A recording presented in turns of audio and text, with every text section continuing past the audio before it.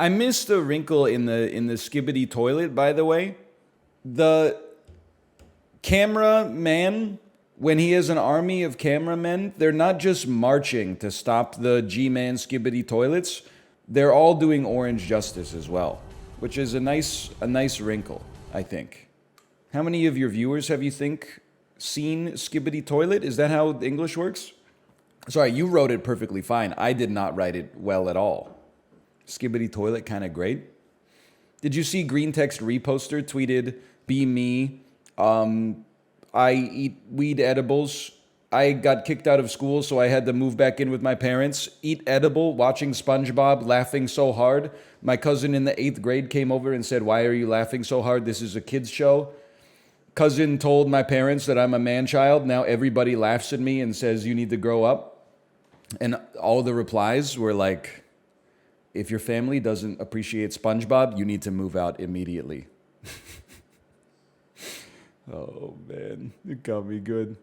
I'm not saying you can't laugh and watch SpongeBob, but people were like, "Disown your parents. If your parents don't respect your hobby of eating edibles and watching SpongeBob, you need to get your own apartment." I also saw somebody say that SpongeBob is the only media from that era that will be remembered in 60 years.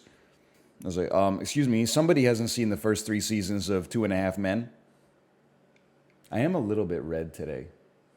Kate bought me a light, and the light is great, but it has made me a little too red. Just give me a second. But my room behind me is the right color again. I'm not this red, I promise. Menu, white balance, date, okay, that's bad. How about auto with a little less red?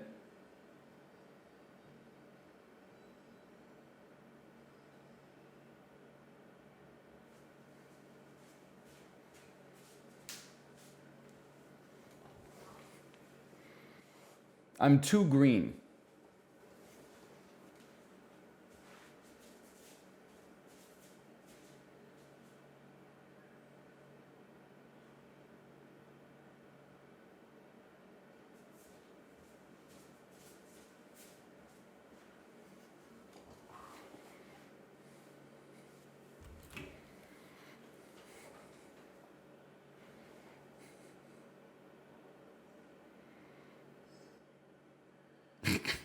That seems all right. That seems fine. You guys have... Wait, did you say maybe I'm bald? Or did you say maybe I'm blind?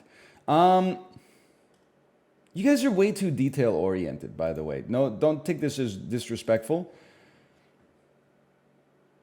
You're too detail-oriented. First it was, I don't like the echo. I listened to the video, it sounds exactly the same. Then it was like, I don't like the Mexico filter. On that one, you had a point. It did look like we were Narcos Season 3.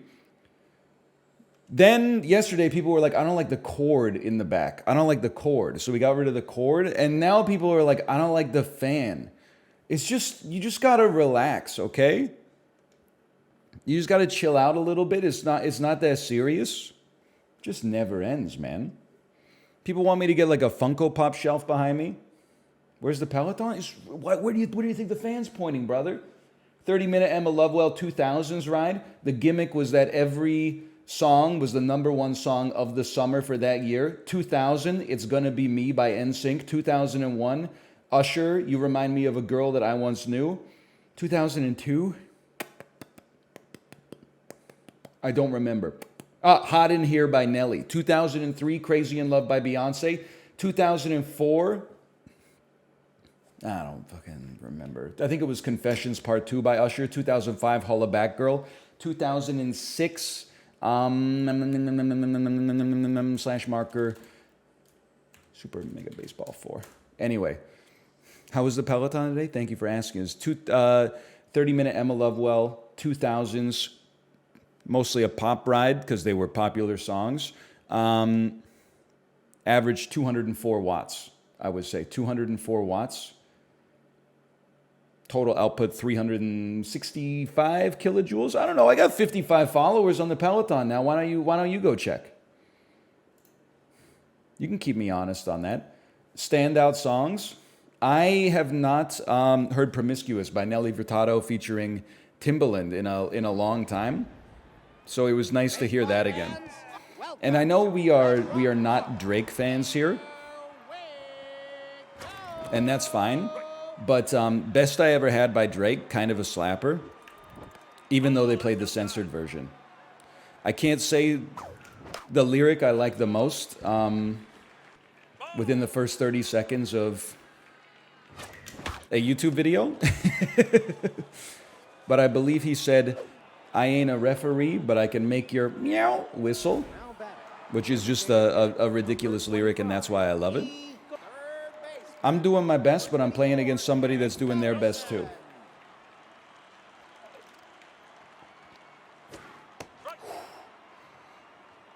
Then same pitch, but further outside. Okay. Curve into the zone is very dangerous. Yeah. You got to be careful with that. Change up that breaks low and inside. Oh, catch him on the hands. How about a cutter fastball that may or may not stay in the zone?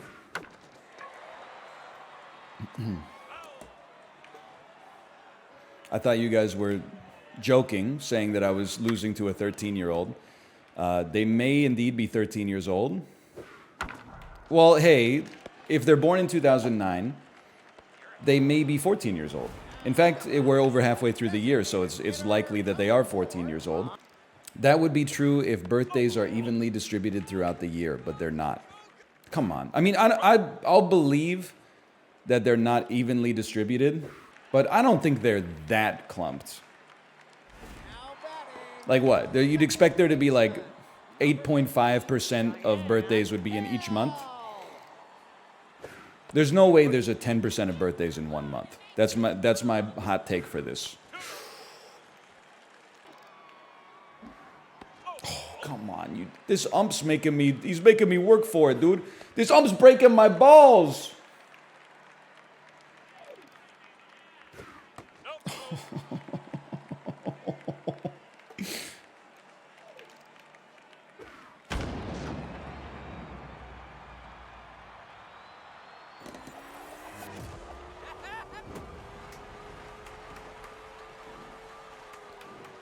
Good swing. You played me like a fiddle. What can I say? Probably gonna take Kerry Wayward out of there. Also, Kerry Wayward, I don't think we're ever gonna use you again. Congratulations. Hey, you know what? Baseball is a long game. How are you losing to a 14-year-old? Hey, they might be 13. Oh, so back. Great for morale. I do need to say, like, to be honest with you, that's not wild. It was right in the circle. I played some of my best games at age 14. There's a lot of stuff working out in your favor from a video game standpoint at that age. You know what? We clawed a little bit back. I'll take it. This dude is... I'm giving him credit where credit is due. His pitching is crazy. Like, he must have, like, the same controller that they were using on the Ocean Gate submersible, because his placement within the strike zone is insane. I don't know if I've got the same kind of controller. People said you never throw pitches up, so now we're exclusively going to throw pitches up in the zone. Oh, you ref, you're flicking my balls, bro. Okay, just take your homer and get out of here.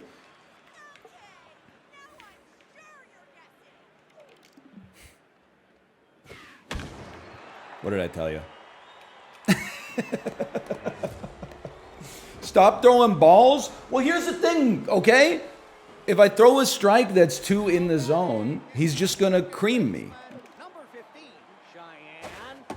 Oh, maybe not. That's my pitch for sure. It starts with a single swing. Sakta, we get on base. Holy cow. I don't think he would have beaten the batter to first anyway, but I'm swinging on pitch 1 for no reason now. I got 2 under it. It was not bad contact, but 2 under. Okay, good game. Good game. I thought we could have played worse for sure. We could have played a lot better.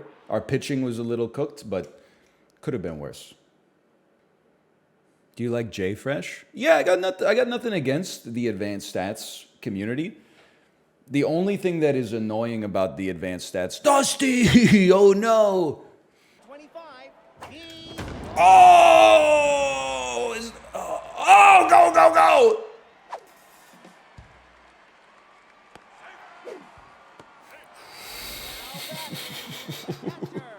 Oh man!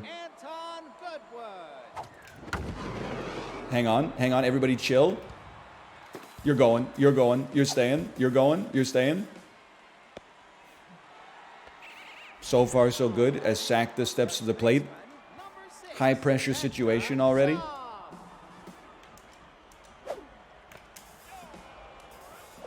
Oh no.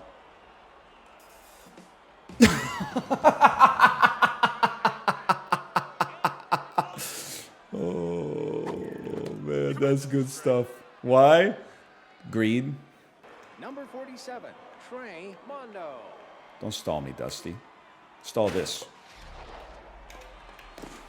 Sack bunt. See, this is what pisses me off, because Dusty obviously knows baseball.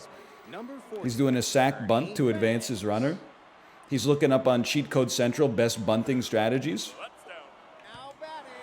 Come on, Anton. That's a good pitch. We should have been a little later on it, obviously.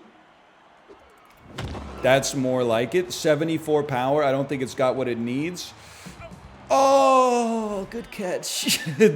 As my heart breaks in my chest. Good catch. Good catch. Love the game of baseball. Love it. You really gotta hand it to him. We got a new batter. Mind Gamer. Mind Goblin.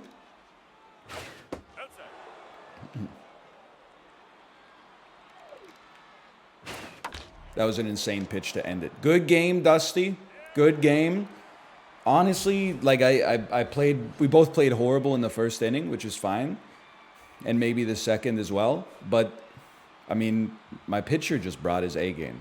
I did okay, but the pitcher, his stats just got out of control. Did you know that in the fighting game community, it's considered BM to not treat every random matchmaking opponent as a best-of-3 set? I only found out about this online. Someone really smug with like a cartoon avatar posted an image of Ken giving like a thumbs up. And it was like, hey, newbies, just so you know, it's considered bad manners to not rematch me if you win the first game. Even though we don't know who we are, the spirit of fighting games is honor, and everybody should engage in a best-of-3 at all times. It's an informal rule. You would know this if you were 42 years old. I couldn't believe it. In almost any game I've ever played, I'm like a one-and-done sort of guy. Maybe this makes me a scumbag, but here's my strat, okay? If I crush someone, I hit the rematch button. And if they want to get beaten again, that's their business. If someone is better than me, but I manage to beat them, no shot I'm rematching. If someone is better than me and they beat me, I'm not going to rematch them. There's no point. If someone feels worse than me, but they beat me, then I will rematch. The point is to learn, not for me. I'm going to hit you with a wrong on that one. That's not blooping enough. It's blooping enough? Oh, not blooping enough. I'm not trying to get my PhD in Zangief, okay? It's more like saying I'd rather waste my time in loading screens than play you again. Yeah, exactly. I mean, I don't really want to get like good at a fighting game. I want to win as much as possible, and then when that becomes untenable because the player base has a stronger will to get better than me, then I just go back and play a single-player game. Maximize my own happiness. Oh, you flicking my balls, dude!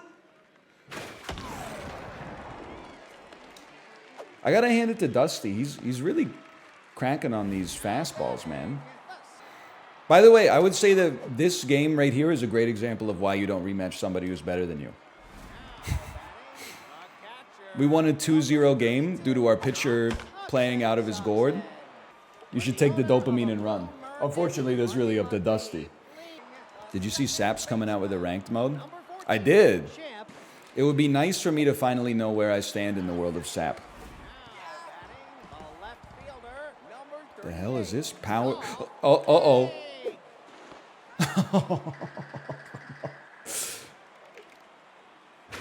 Sorry, I was thinking about Sap. I be busy thinking about Sap. You going back to third? You're so lucky that my catcher was at like a 1% chance to drop the ball, you piece of crap. You're breaking my pitcher's balls here, dude. He's got to get out of this tension. He can't get out of the tension because my fielders keep fucking up and now he's giving up. Oh, he's cooked. Do you see, catcher, do you see what you did there? Literally, the name of your job is what you fucked up. Okay, bottom of the third, down by 6. That's not great.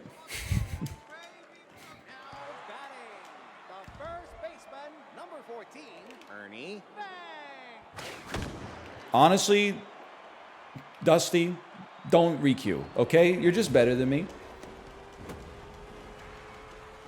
It's not your fault, like I'm not upset with you. I'm just saying, go play some pennant race, go play some franchise or something like that. Get out of here, okay? If you can hit a 101 mile an hour, and don't fuck up your base running to try to make it better now. Come on, oh, sorry, I made a mistake. I've played 3 entire 152 game seasons. Dusty, how are we queuing against each other? That doesn't make sense. You've played over 450 games of Super Mega Baseball 4. Honestly, if anything, I'm just pissed off now because I'm like, how did you lose to me twice? It's a fast pitch, man. Sat me down looking. Now back, the shortstop, number 19, Robin Yount. Not like this. At least let me fly out. That's right to him. All right, good game, Dusty. I'm content not doing a best of 3, by the way. I'm content just saying, I'm content spiritually forfeiting the third game in the hopes of playing somebody that's a little bit more at my skill level.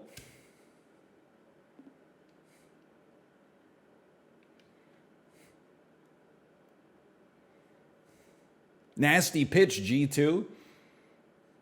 Similar ratings, similar egos. Okay, he knows I'm tilted. I'm throwing garbage. Mashed taters is up. He loves the curve. At the very least, we got to show progress. We can't just give him a curveball and let him get on base. We got to at least challenge him with the fastball. Oh, no. All right. 8, 9. 1 shy of the mercy rule, huh? All right, Diggler, you're going to take your lumps out there. That's the mercy rule, I think. Good game, nice pitch.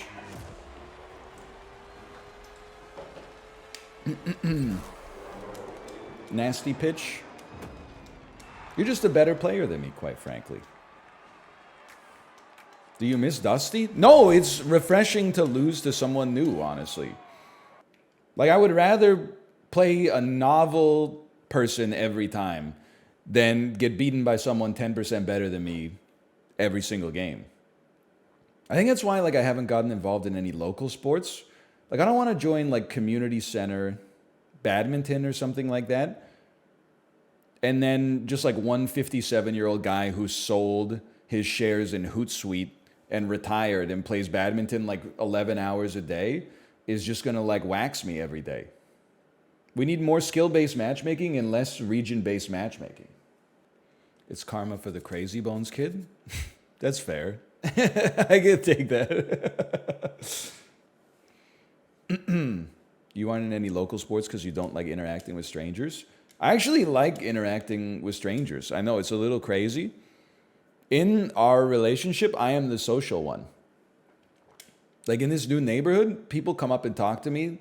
People will just walk by and be like, nice weather we're having. And I'm like, it is. And then they're like, how long have you been here? And I'm like, I don't know, like a week and a half. And they're like, welcome to the neighborhood. I've lived here for 47 years. Then my wife says nobody talks to me when I'm out there by myself. And I'm like, that's because when you're out there by yourself, you're not making eye contact. There's a whole, there's a song and dance. When you see someone coming, if there's only a couple of, like if it's just you and them, you make eye contact and give them like a light smile or something like that. Then they know that you're like amenable to the conversation. And then when they get closer, you go, hey, and then they can choose whether to say hi or to continue the conversation. Well, I used to not enjoy talking to strangers, but that's because, like, depending on which part of the city you're in, you don't want to talk to someone who's going to want to talk to you.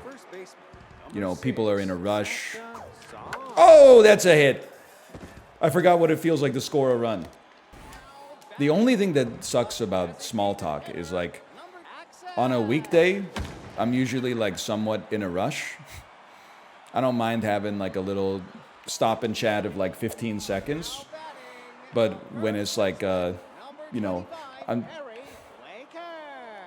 just going out to, like, you know, take a look at the old homestead, and then someone wants to talk for, like, 8 minutes at 8:20 in the morning, I'm like, I got stuff to do, man. I got to get out of here. But I also think there's something about it, almost like a young versus old sort of thing. I know younger people, and keep in mind when I say younger people, I was a younger person once. I would villainize small talk. Oh, it's crazy. Oh, old people, they always want to talk about stuff that doesn't matter. They always want to, good catch. They always want to talk about the weather. They always want to talk about sports. Why don't we ever talk about important stuff? Well, because I don't want to talk about important stuff with a stranger. Like, meet someone for the first time and be like, you know, who'd you vote for in the last federal election? Like, it's not necessary. So why would you do small talk? Well, because, like, most human beings, in your brain, you get a little sense of contentness from just a dab of social interaction. Doesn't have to be a long, drawn-out conversation. It's, you know, just by having a conversation with another human being, you feel more integrated into the community and satisfied as a result. At least that's the way it's felt as I've gotten older. Baseball, genuinely the worst sport. The rules are so complicated and it's so boring. Yeah, but the video game is goated. The sport, I wouldn't wish it on my worst enemy. But the video game is sick. No, you're right. It kind of sucks, actually. They should make a pitcher who their pitches can't be hit. I'm not necessarily blaming my team, but I do feel like I'm playing my team badly. Unfortunately, I can't change my team mid-pennant race. You're stuck with your team for the whole pennant race.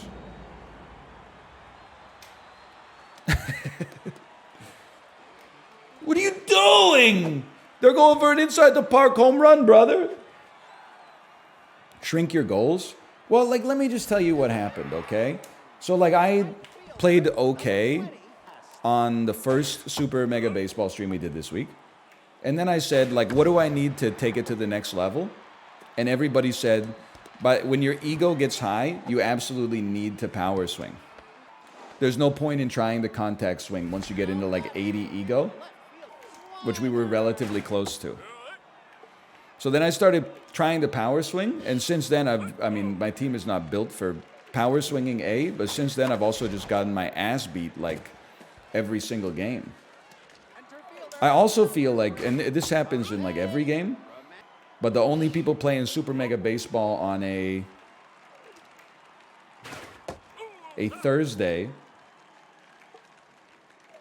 at 11 a.m. are predominantly people who are good at the game.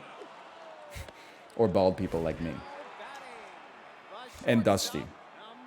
I don't even want to talk about Dusty, okay? Because Dusty's just they're just living their life, which is fine. Dusty has played 500 games of Super Mega Baseball in a month. So I think I don't need to say anything about Dusty. I think you're inferring what I'm saying about Dusty. Which is that someone with that amount of time on their hands should not be matching up against me in any video game. They're 16? Yeah, I don't want to play a 16-year-old in a competitive video game. Give me another 34-year-old, man. I know there's not many of us out there, but it's crazy that there's people who play video games more than someone who makes a living playing video games. Brother, I don't know if you're for me or against me, but that's what I'm saying. Hey, we're on exactly the same page. Okay, you should not be swinging at that. When they're throwing these home run derby pitches, you gotta wait for your meatball. Or you could just, you know, ground out. That's fine.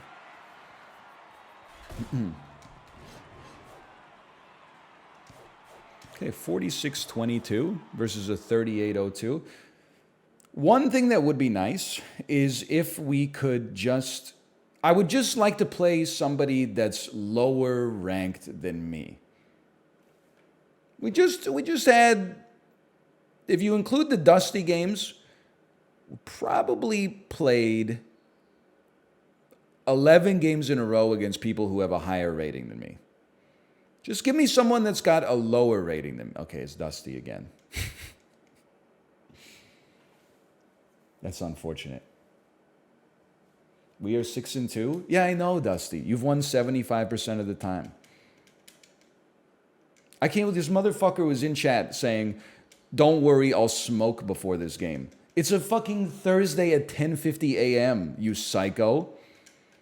If anything, if you're living that kind of lifestyle, the weed's just going to power you up. It's not like you've given yourself like a handicap to make it easier. You're about to enter the weed zone. I work 3 a.m. to 9 a.m. I work 3 a.m. to 9 a.m. Come out, we've got you surrounded. I work 3 a.m. to 9 a.m. I work 3 a.m. to 9 a.m. This game is the worst. Brother, you're my opponent. Why did you queue?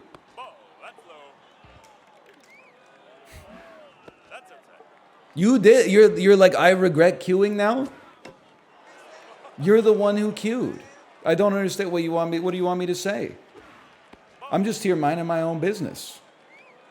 No, listen, Dusty, I'm going to hit you with the easiest pitch of all time so you can grand slam and we can get to the mercy rule as fast as possible, okay?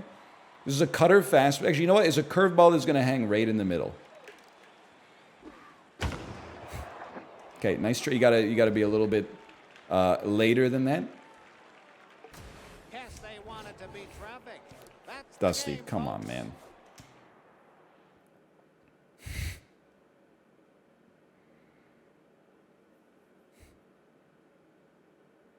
Why are we doing this? I didn't bully him into resigning. If anything, I want to lose so that I can actually play people who are around my level instead of getting fucked in the weed zone nonstop. Dusty knows that they shouldn't be queuing against me nonstop.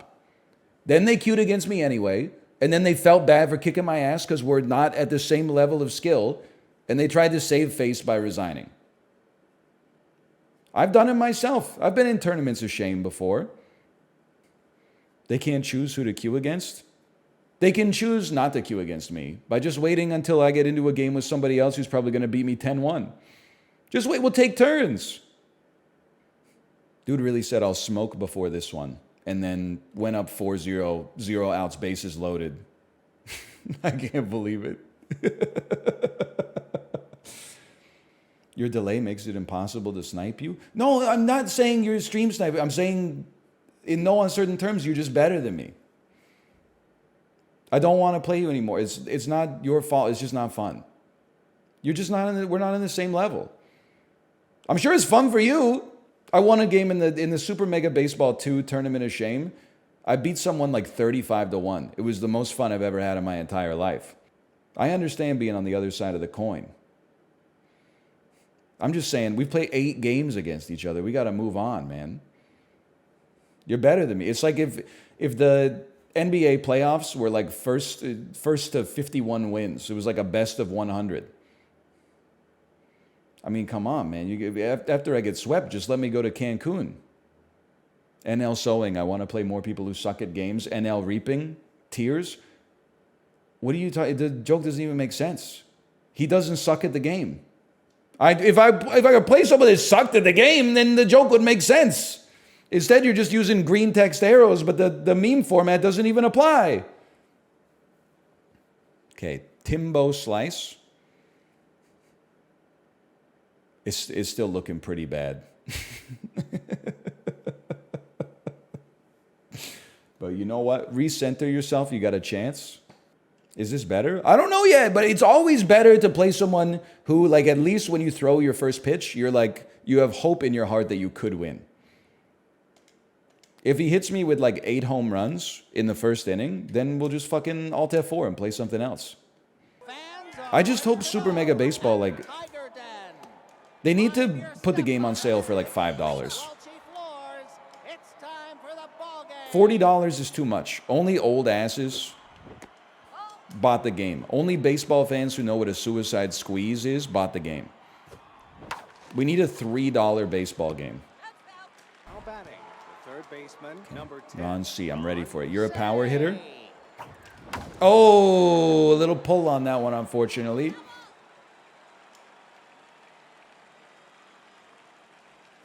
A little too on the hands. You could tell because it broke the camera.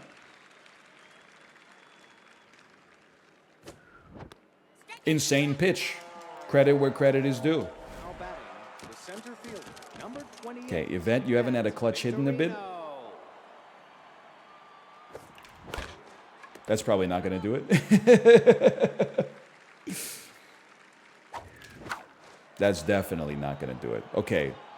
I would say that this is... the red alarm is going off.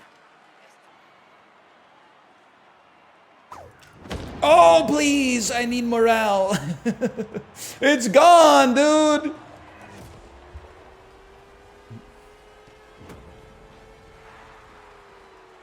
All right, at least there's something there. The first baseman, number 6, Sakta. I wasn't mean to Dusty. You're just anxious about conflict. Okay, maybe not, a little too much on the hands. +2, +2. I got a lot cooking in my brain. I wasn't mean to Dusty. You're just the kind of person who sees that their mom is calling and then turns their phone screen upside down. Yeah, I'm implying you send your mom to voicemail. Yeah, I would say React Court's demise is not exaggerated. The thing with React Court is like 50% of the posts were probably made up to begin with. The best time to do React Court was probably like circa 2015 or something like that, when people were still not afraid to overshare so much online. But AI definitely killed it. Like the number of fake posts that aren't even written by human beings anymore, they're all written by computers, is like, it's dystopian. We need to not swing at that.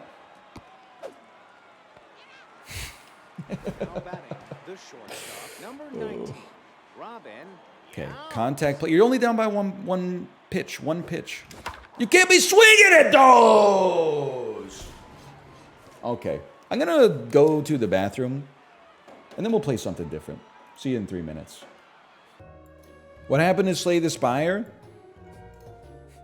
When I said I was good, yes, I'm going to run baseball into Slay the Spire, that was a joke. I forgot, is it /J or /S that you use? No, /S is serious. No, /SRS is serious. /S is sarcasm. What's /? I don't want /J to be like, I'm J-O-ing right now. I guess that would be /J-O. People got so excited. No, listen, you can trick me on a new game. People were not excited to see Slay the Spire. Take it from somebody who made 1,200 YouTube videos of it and then also played it on Twitch for like 100 hours. We're back with SAP. You know why? Because gaming is cooked. I don't like to agree with the Fortnite influencers, because I think usually their takes are really bad. But I did see a Fortnite or Call of Duty streamer tweeted like gaming has never been this cooked before. And then people started replying, this is literally one of the best years for video gaming ever. Someone said source, and then they listed like 3 games that came out this year and 10 games that don't come out till November. I'm sorry, you don't get to be someone who says don't pre-order video games and then also be like, this year's amazing because Starfield comes out in October. It's not out yet. Maybe it'll be amazing when it comes out, but like you can't materialize it into my hands right now. Also, I won't play it to begin with. But anyway, okay, so I already slashed market. Let's get some sap going here. Play Tears of the Kingdom challenge. What's the challenge? Can you stay awake long enough to finish Tears of the Kingdom? Malv, are we really gonna play Baldur's Gate 3 with Sips, by the way? Because like I'm of 2 minds, okay? One mind is that sounds fun. The other mind is there is no shot we make meaningful progress in that game, given that Canadian gaming has not run for like 11 weeks and it tends to miss like 50% of the weeks at the best of times, and then usually is like an hour and 45 minutes long. It's just Divinity again. I know, but like, listen, no disrespect to Team Unity. It takes a village to make good content. Team Unity could have finished Divinity. It just wasn't, like, it was Dan. Dan was losing patience with it, like 6 hours into a 90-hour experience. Everybody else could have toughed it out. It wouldn't have even been tough. It would have been a great time. But Dan just, he's not built for that, and that's fine. I believe that me, Malf, and Sips are built for it. I'm just saying it's going to take a long time. I don't think Malf and Josh ever finish it either. Malf, how would you respond to the allegations? You got somewhere to be, bucko? I don't have anywhere to be. I'm just saying, like, you know, because we're in different time zones, like all 3 of us are in different time zones. The only time we have to get together is 2 hours on Monday, and the game might be like 150 hours long. It's like a multiple year experience. If we had more shared availability, maybe, but that's, I mean, I recognize that that's on me, but that's true. I also need to know what kind of gamer Sips is in an RPG context. Because me, I could probably beat Divinity in 21 hours. Because I would never let anybody's voice acting actually finish. And I would just mainline the main quest. I would never do anything that was like, if you go into a cool dungeon, you can get a golden chalice, and if you put the chalice on this, you don't even have to fight the boss. I'd be like, no, I'm fighting the boss. I'll lose 100 times to this boss before I get like 3 lucky crits in a row, okay? I would rather spend longer doing it the worst way. Why? I don't know. Something inside of the old brain case. That's how Sips plays Diablo. Now you had my interest. Now you have my attention. It's the best year for fighting games in 2 decades. That's just an indictment of the genre. 1 game came out. I know it's good. I'm just saying. You've been a hater all year. Excuse me, I've been a gaming hater all year. I loved Final Fantasy 16. I just hated what it did to my livelihood. McDonald's sucks. Mal, we don't need to get into this. Can we just... why are we so hell-bent on dividing each other when instead we could be uniting each other? Like, can we at least all agree that McDonald's breakfast is good? No? Really? No? We can't even agree on McDonald's breakfast? You can't find something on the McDonald's breakfast menu? Too greasy for breakfast? I'm not suggesting I'm in the right for this one, just to be clear. But I do want to say, holy cow, you blew away my strategy here. I don't think in my life I've ever eaten a food and been like, it's too greasy. And I know that sounds weird. But like, it's just a criticism that I have never offered about a food. I'm sure I've eaten foods that felt too greasy, but for some reason, it's not like I'm like, oh, I love greasy food. It's more like, I think in my head, I'm like, what is grease? Isn't that the stuff that makes the food taste good? Haven't you had a really greasy pizza slice before?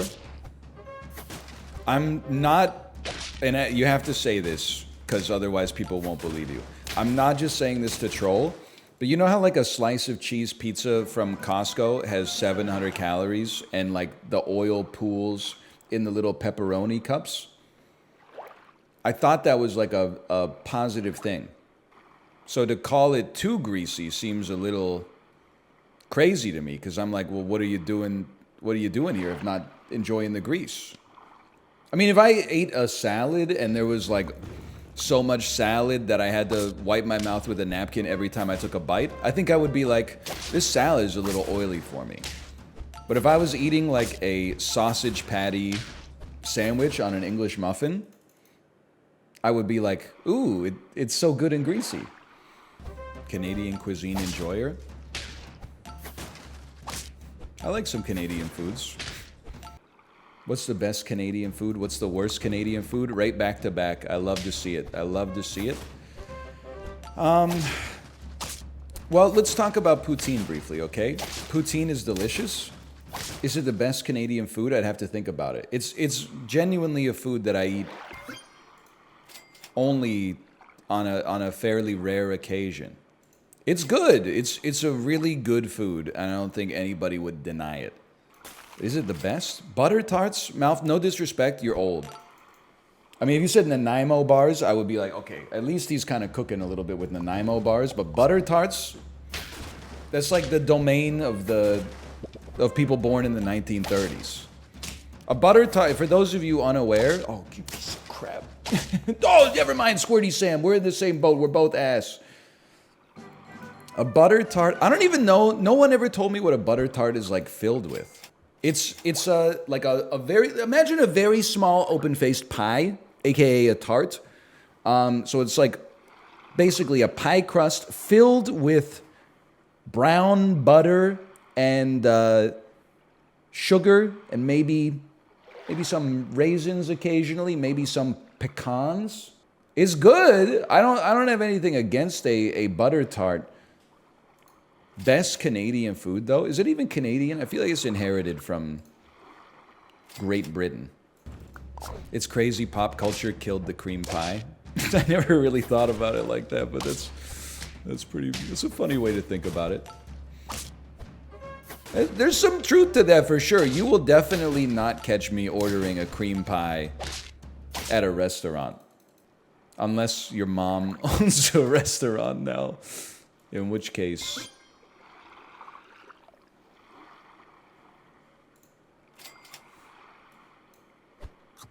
Unless Corey's mom owns it, because she loves to bake. Because she loves to bake. We talked about it yesterday. I don't know, best Canadian food? I'm genuinely not trying to get into the oldest debate on the internet when I say this. I might be inclined to say Hawaiian pizza. Hawaiian pizza is like, it's a go-to in our household. And I'm just one man. I'm long past the belief that like my opinions should represent everybody's opinions online. That would be bad for me. I'm definitely more comfortable being outside of the majority in a lot of situations, maybe even outside of a plurality. But I really enjoy a pineapple pizza. Oh, your team's really good. Your team's really good. It's a good team. Okay, I'll take my 8 and be happy. Hawaiian pizza needs bacon on it. Listen, I know the fact that I spotlighted that comment probably sent chills down your spine, but I actually think you got a point. I think that bacon, and someone in chat said it, bacon and jalapeno do take a pineapple pizza to the next level. Oh, you coconut. You juicy coconut. Wait a minute, though. Wait a minute. Oh, there's 9. We need a melon. Oh, 2 melons. I think poutine is overrated. Your thoughts? You're gonna get me canceled with my Canadian audience, which is a large part of my audience. I don't think poutine is overrated, so I'll start right there. I'll live with 9. What I will say is I would eat more poutine if there was a smaller size of poutine offered. If you get it as like an entree, it's always so huge. And like when I want poutine, and this is just me, okay? I'm not saying that we need to run La Belle Provence out of business. I basically am like, it's a weakness in my brain. My brain is going like the only thing that will satisfy me right now is some kind of Frankenfood concoction that is out of control. I need 400 French fries doused with like the coagulated fat of the largest grazing land mammal in North America, and then like a cheese byproduct on top. It's just like, it's an ode to man's hubris. What I would love to do is just be, I almost feel like a poutine, like I'm trying to think of the right way to describe it. Like if you could get your French fries, like half fries, half poutine, this is not a good solution. Maybe that's why they haven't done it yet. Maybe there is no right way. No, you're right. I need a poutinette. I don't need a poutine. I want a poutinette. Because I won't allow myself most of the time to eat a quote-unquote like full poutine, mostly just because of the fact that by the time I finish a third of it, I'm like, I don't even want this anymore. Like the first bite is the most beautiful thing I've ever put in my mouth, but then like by bite number 20, I'm like, I don't need this much. They should sell like a 5-bite poutine. Maybe because it's too greasy. Don't start with me, okay? Don't start. You're not that guy, pal. You're not that guy. Put it in the fridge. Don't you love leftovers? I want to start this bit by saying, I want to preface this and say that I love my wife, okay? I do also want to, I'm not removing myself, all the responsibility from myself. But I will say, I think I would be 5 pounds lighter if my wife ate faster. Because here's what happens. We'll eat at the restaurant, and I'll eat 65% of my food. And then my stomach will send a signal to my brain that's like, I'm full, but she's only 25% of the way through the meal. So I'm just sitting there, and I can't pull out my phone because it's disrespectful. We're having a conversation, but at the same time, like, she's eating, so I can't be asking her questions nonstop like a Dane Giesling stream or something like that, right? So I'm waiting there for like 12 minutes with a plate of delicious food in front of me, and I'm supposed to never, like, I'm supposed to fight temptation 20 times a minute. I'm supposed to, because my brain's like, you could have another bite, you could have another bite, you could have another bite, you could have another bite, and I gotta say no 100% of the time. Because what happens is if you say yes once, you take 1 bite, and then it's like the family-sized potato chip thing, where it's like, oh, I ate half the bag, I'll put it back in the pantry. Then the next time you go up to the pantry, you're like, I'll just take a handful. Then you do that like 4 times, and then you're like, oh, there's only a third of the bag left. I might as well just eat the whole thing. I'm not putting a third of the bag left in the pantry. So I do feel like it's not a big deal. But I do feel like I eat more than I would otherwise eat at a restaurant because of the fact that I eat faster than my wife, which is fine. Now, I have, at the end of the day, I have control over that. That's my cross to bear. I could eat less at the restaurant. I could ask them for a takeout container immediately. There's any number of solutions to this problem. I'm just saying life is about, there's choices you make in life, and some of those choices are influenced. Like you might think that you would simply not eat the food. But you don't know that until you're in my position. You don't know what the food is. You don't know what you ate for lunch that day and now you're out for dinner. You don't know, oh, you just received an anxiety-inducing text right before dinner and all of a sudden you're like, I deserve this. You don't know you don't know how you did on the Peloton this morning. You know, your choices are a composite. It's not like a binary yes-no thing in your head. It's a composite of what's going on in your life, okay? It's very easy to be like, just don't eat the food. because you don't have the food in front of you. Once you got the food in front of you, it's a lot harder to fight the temptation of like, I could just take one more bite. Then you one more bite yourself into like, oh, it's not even worth taking the leftovers home. What would you say to an unemployed person? You're looking at it. Nothing encourages overeating like a food that'll fall apart if you put it down. That is damn true. That's another thing I haven't thought about in a while, but that is damn true. My ass is not putting down a burrito because you're cooked. As soon as you put it down, you're cooked. That being said, I would probably never leave a burrito for leftovers to begin with, but turn it into a bowl the next day. Why don't you start your own website? Sorry. What do you mean by that? I'm just sick of you trying to solve my problems. Just laugh, okay? Big problems, I would like your help with solving them. That's why I don't bring them up on stream. Small problems, like my wife eats so slowly it tests my self-control in a restaurant, these are the little sandpaper patches of life that make it interesting, okay? You're gonna turn yourself into a fucking robot, man. What I do when I'm eating normally, I eat at whatever speed I want. But when I go out with my wife, I have a reminder set on my phone. So as soon as the food comes, my phone goes off and says, remember to eat at the same pace that she eats so you're not tempted to overeat your meal. Like, if it brings you joy to do that, okay.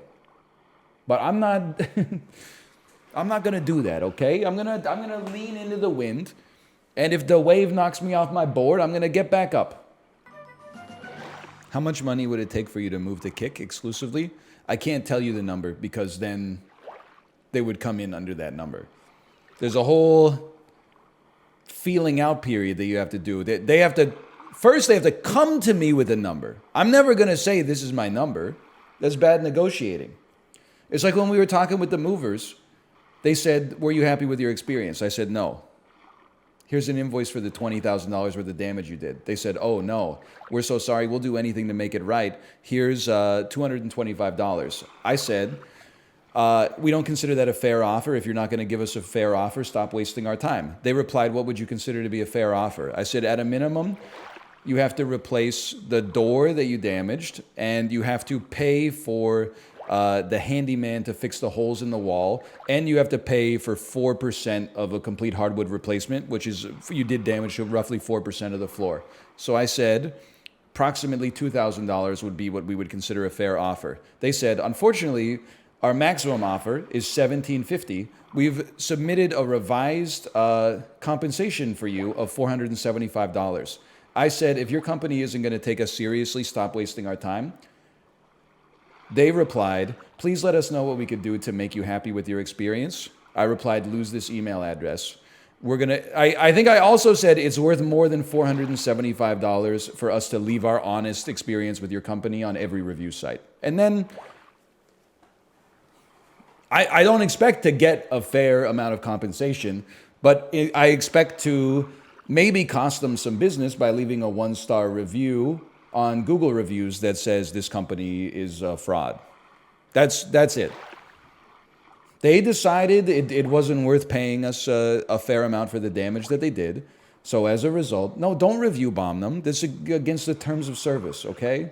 I had to tell Kate, she was like, you know, we could get like lots of people to leave them negative reviews. I was like, you're gonna get your Google account banned just from one bad move. Just leave them a 1-star review that's honest. People will compare movers, and then they'll be like, whoa, should we do this mover? I mean, like, they have a 1-star that says they broke half the stuff in our house, and then basically told us to F off in every email. Also, it sucks for the movers. I've already digested the emotion from the move kind of sucking, and it being entirely their fault. But it's stuck in my wife's craw. And the problems move downstream in the world. If you make a single person angry and they're normal, they'll get over it eventually. If you make a married person's spouse angry, now you got 2 people that are angry at you, and you got to come with a little bit better customer service, okay? If you make the matriarch of a huge family angry, now you got 17 people who are coming at you wondering how you're going to make this right. So I'm just saying, this is the way that that problems flow in society, okay?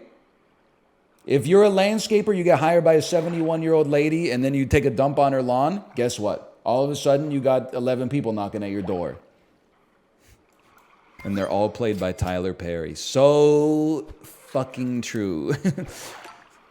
It's Tyler Perry playing 7 people and then just like one actress who you vaguely recognize from something in the 90s. You're like, holy shit. Tyler Perry, Tyler Perry, Tyler Perry, Tyler Perry, and Nev Campbell. Eugene Levy? Eugene Levy, what are you doing here in Medea's witness protection? Sell the magpie, please? You're triggering me? Hey, you're triggering me, brother, because the magpie is what we use to level up our bison. So, honestly, maybe stick to something you know. The little hand pointing at 9 took me out. Thank you. Took me out is modern parlance for it. It made you laugh, so I respect it. And we got the 10 wins, so basically you can eat me. Look at that. How's your Twitter been lately? I don't have an account, so I can't see. Well, listen, nobody laughed when I made that tweet yesterday during London. That was, what if Judd Apatow wrote the script for Oppenheimer? And then I tweeted it, and it has 3,000 likes, which is pretty good. It's not the best tweet I've ever had, but it's pretty good. What's the tweet? It says, square brackets, excerpt from Joss Whedon's unoptioned original script for Oppenheimer. Richard Feynman. Guys, you're going to want to see this. Enrico Fermi. What is it, Dick? Did you get another stripper pregnant? Richard Feynman. Even worse, ... I think I just invented the nuclear bomb. Now, I was also inspired. I'm in my Oppenheimer era. This one only got 950 likes. But I tweeted, sources are reporting the IMAX reel for Christopher Nolan's Oppenheimer clocks in at a whopping 11 miles in length. And then the picture that I put there was the picture that everybody used when they were tweeting about the whale with Brendan Fraser. Like, you know, I can't see myself in the preview window. You know the one, though. I thought that would be a good tweet, but it only got 950. But that's okay. I didn't get it. Well, so when The Whale originally aired at film festivals, like 6 months before its wide release, every single media outlet on Earth posted something about The Whale every day on Twitter, and they always used the same photo. To the extent that the photo itself became a meme. Like, for example, there were tweets that were like, is this movie just one frame? So I brought it back, but people aren't ready for that one yet. That's okay. I'm sure if Kira tweeted it, it would probably have 51,000 likes, but whatever. It's not, makes you want to throw up. Did you see the basketball? Sorry, it's true though. Did you see the NBA tweet where they used AI to turn NBA superstars into women? And then someone quote tweeted it and said like, Davina Booker and Dwight Howard can get it. And then there's no Dwight Howard gender swap in the images. That was a good tweet. I wish I thought of that one. Maybe that's my next social media era, is becoming an NBA Twitter influencer. S tier arc. I mean, come on, did you see Luka Doncic touching the cones in the gymnasium? Like, I can't believe this dude is putting up 32 points a night on average in the NBA, and he's like performing worse than me in 9th grade gym class. Like, what is going on? I get that he's good at basketball. I'm just saying, like, what is he doing? He's a center? Really? Because, like, he didn't look that tall. Note, editor's note, I know he's taller than me. He's not a center. See, I knew he wasn't a number 5. I know that we have fluid positioning in the modern day game of basketball as a result of the rise of positionless basketball, but he's a point guard, which is even funnier. Well, you know what they say. What do they call a center? 7'1" point guard. All right, this one's already cooked and it sucks. So I'm going to just make an annoying team. And maybe they'll let us get like a head empty bison. Oh, it could happen. It could happen. Bison. Oh! Ooh. Luca looks unathletic, but he has a 42-inch vert. Is that supposed to be impressive? For all I know, I might have a 42-inch vert. I bought the buffalo instead of the bison. What have I done? Oh, no, no, no, no, no, no. It's all right. It's all right. We can still make this happen. We just need a quick alpaca. NBA Twitter talk into the greatest blunder of the year. I hope that's the greatest blunder of the year. We still got a lot of year left, though. Probably greatest blunder of the year was saying I was going to play all of Final Fantasy 16. It's a great game. It's just, I just don't think I'm built for it, man. Have you seen the Margot Robbie discourse? The discourse that Margot Robbie is not attractive? I saw, yeah, I saw some of that. But it's like one of my... I like when people on Twitter are like insane, but not like that. Like that's the worst part of Twitter, which is like one idiot getting quote tweeted 11,000 times for a take that only they have. Good Twitter is when somebody walks by a house that has skeletons climbing on it for Halloween and says, I'm not offended, but this would really offend someone who recently had like a relative die. Actually, you're right. Wolverine would have been kind of crazy. Excuse me? Wi-Fi? Wi-Fi moment? Mine's been doing it today too. Level with me. Are you on wireless fireless? How about this? How about this? Nah, I'm on fireless wireless. That sounds nice. Did I ever tell you about how I invented Wi-Fi? Like yesterday? Holy cow, we got to 5. I don't believe it. How did I invent Wi-Fi? It's pretty simple, okay? There's an internet jack right behind me. I plugged in the Cat 6 cable, plugged it into my computer. It didn't work anyway because the outlet's not hooked up, but whatever. I said, man, they really need to invent a way to like get an invisible cable that takes the internet from where the internet is to where I need it. And then I was like, oh shit, I'm really smart. I just invented Wi-Fi. How about a skilled maverick? Here's a question for you. Oh, right, I forgot to change my background. Is Tom Cruise the most charismatic man alive? I don't think it's a strange take. I don't think it's going to get a lot of question marks. I think most people are going to get it. But here's my reasoning for it. He is in the most hated organized religion on earth. Anybody that's not in the Church of Scientology basically hates it. I would stand by that statement.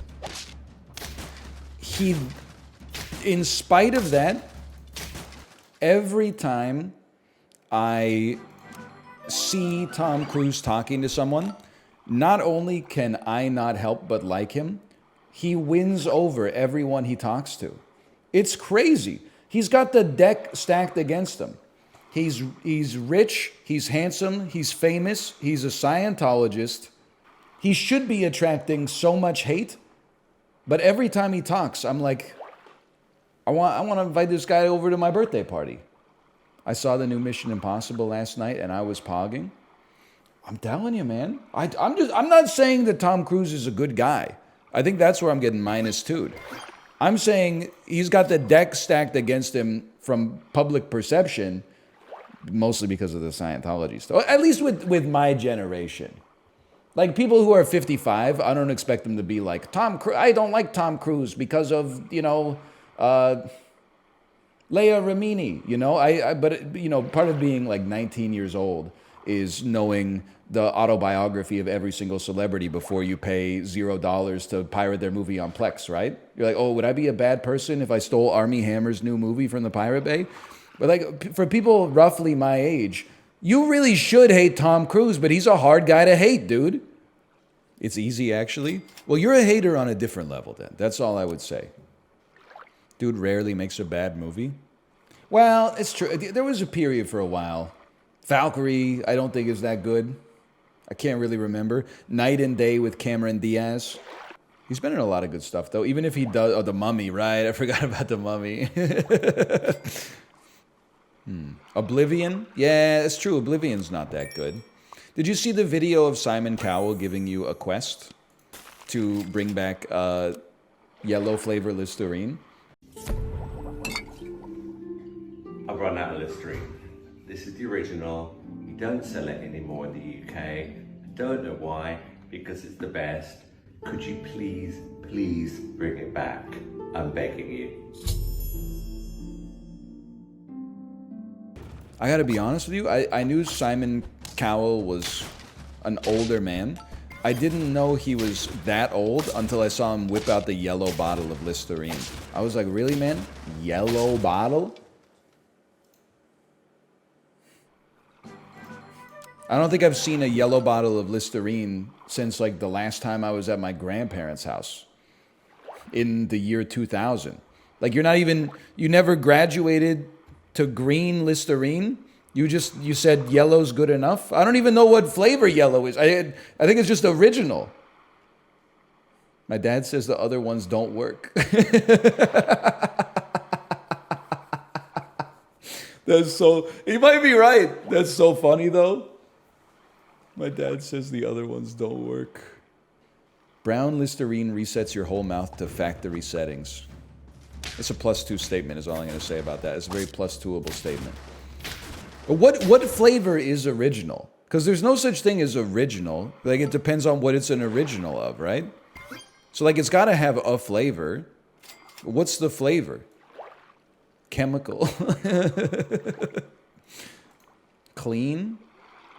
It's not flavored?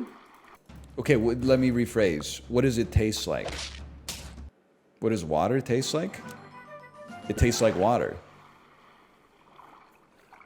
But does Listerine taste like water? I do have to say, first off, I don't think we're getting the 10. Secondly, yesterday my kid hit me with a non-starter argument. For breakfast, she had chocolate milk. She had other stuff, but she had chocolate milk with her breakfast. Yeah, I said chocolate milk. Get over it. Anyway, we came home. I had to mow the lawn, okay? I was like, do you want to watch Daddy mow the lawn? She said, no, not really. I said, what if I gave you raspberries and some juice? She said, okay, that's a good deal. So I gave her a little bit of juice. I gave her some raspberries. She was content feeding the raspberries to her Jessie, the yodeling cowgirl doll, for long enough for me to mow our lawn, okay? Then at dinner time, I gave her some water. She took a sip and went, water? I said, yeah, water. You like water? She said, I don't like water. I said, not in my house, okay? Especially because every night, like right at bedtime, she's like, read me a story. I read her a story. I'm like, good night. She's like, no, sing me a song. I sing her a song. Good night. She's like, no, Daddy, I want some water. So I go get her some water, and then I give her the cup, and she doesn't even drink it. And I go, if I give you water, you gotta drink it. And then she'll like drink a little bit.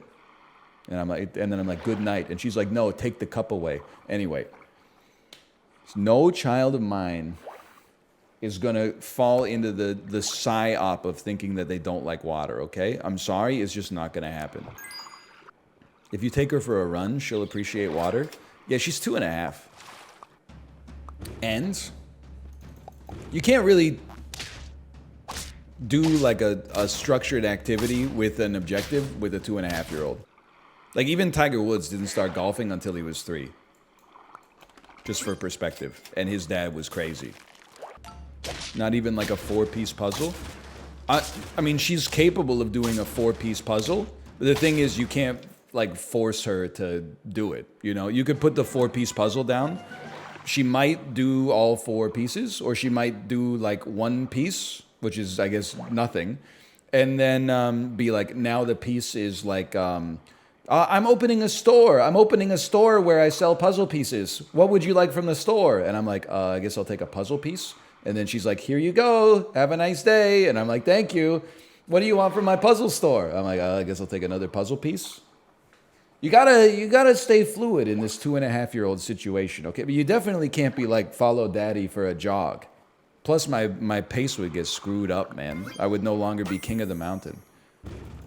What's her max speed on the bobsled? I'd have to say, as an expert in bobsled speeds, I'd have to say low right now. I don't think you would want her as the 4th person on your 4-man bobsled team. She's more of she could be like the steerer, I think, because her mass is really low, but she doesn't know how to drive, so we'll probably all die. But if we don't die, we'll probably crash a lot. If we don't crash, we'll probably win. So we got that going for us. Okay. I don't want to... That's what I wanted. That's what I wanted. You know what? Let's go absolutely crazy. Pill me and go with a level 2 macaque. It's going to summon a 24-24 orangutan. Brother, it's a 24-24, and it's turn 7.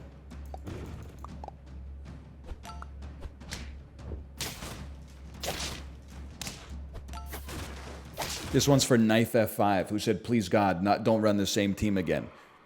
Guess what, brother? It's not the same team. It's a slightly different team. Can you pair it a macaque? You know what? It pairs nice with a fine Chianti and a side of fava beans. POV, I am Hannibal Lecter, and I am eating your severed penis. That's the joke. Librarian, for that bit, if that makes it into a compilation, can we get a pop-up video style? Like, pop-up video was a show on VH1 in the 1990s and 2000s where when a music video played, it would show facts in little pop-up bubbles about the music video.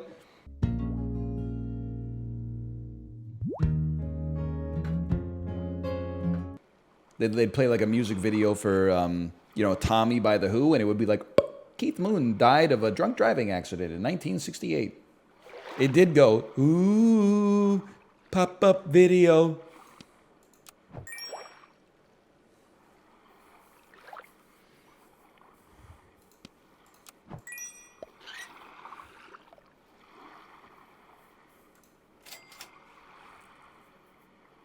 Don't do it. What's your problem? What do you mean don't do it? I think it's kind of cracked.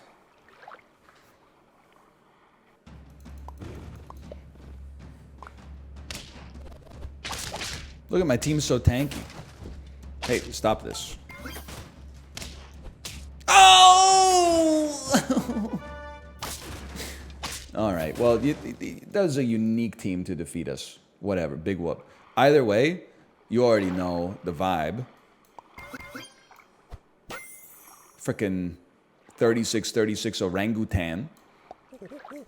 And we're making a big gorilla with our polar bear as well. Oh! You and me, girl, bang, bang like gorilla.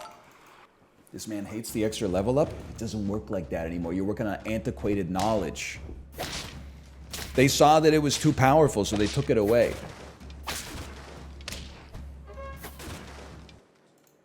Question marks? It doesn't work like that. If you combine 2 level 2s, you don't get anything new in the shop anymore.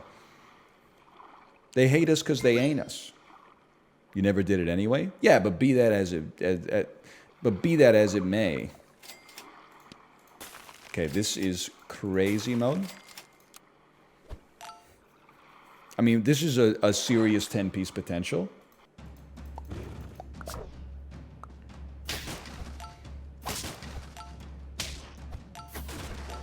It's not copium. We're going to do a mild simmer. Not ready for it yet. Release him? Not ready for him. Save gorilla? No, I don't want him to take the buffs from my other gorilla. The polar bear is a random chance. He's not ready to be let out of the cage yet. You're on 9? Yeah, but I'm not on 1. He's not, I'm sorry, I don't know what you want me to say. He's not ready to be let out of the cage yet.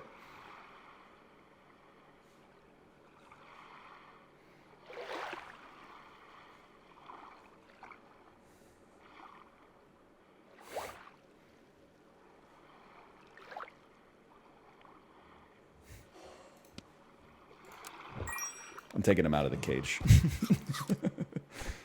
Selling a polar bear hurts, but I think you're right. I think it's the right time to get out of the cage.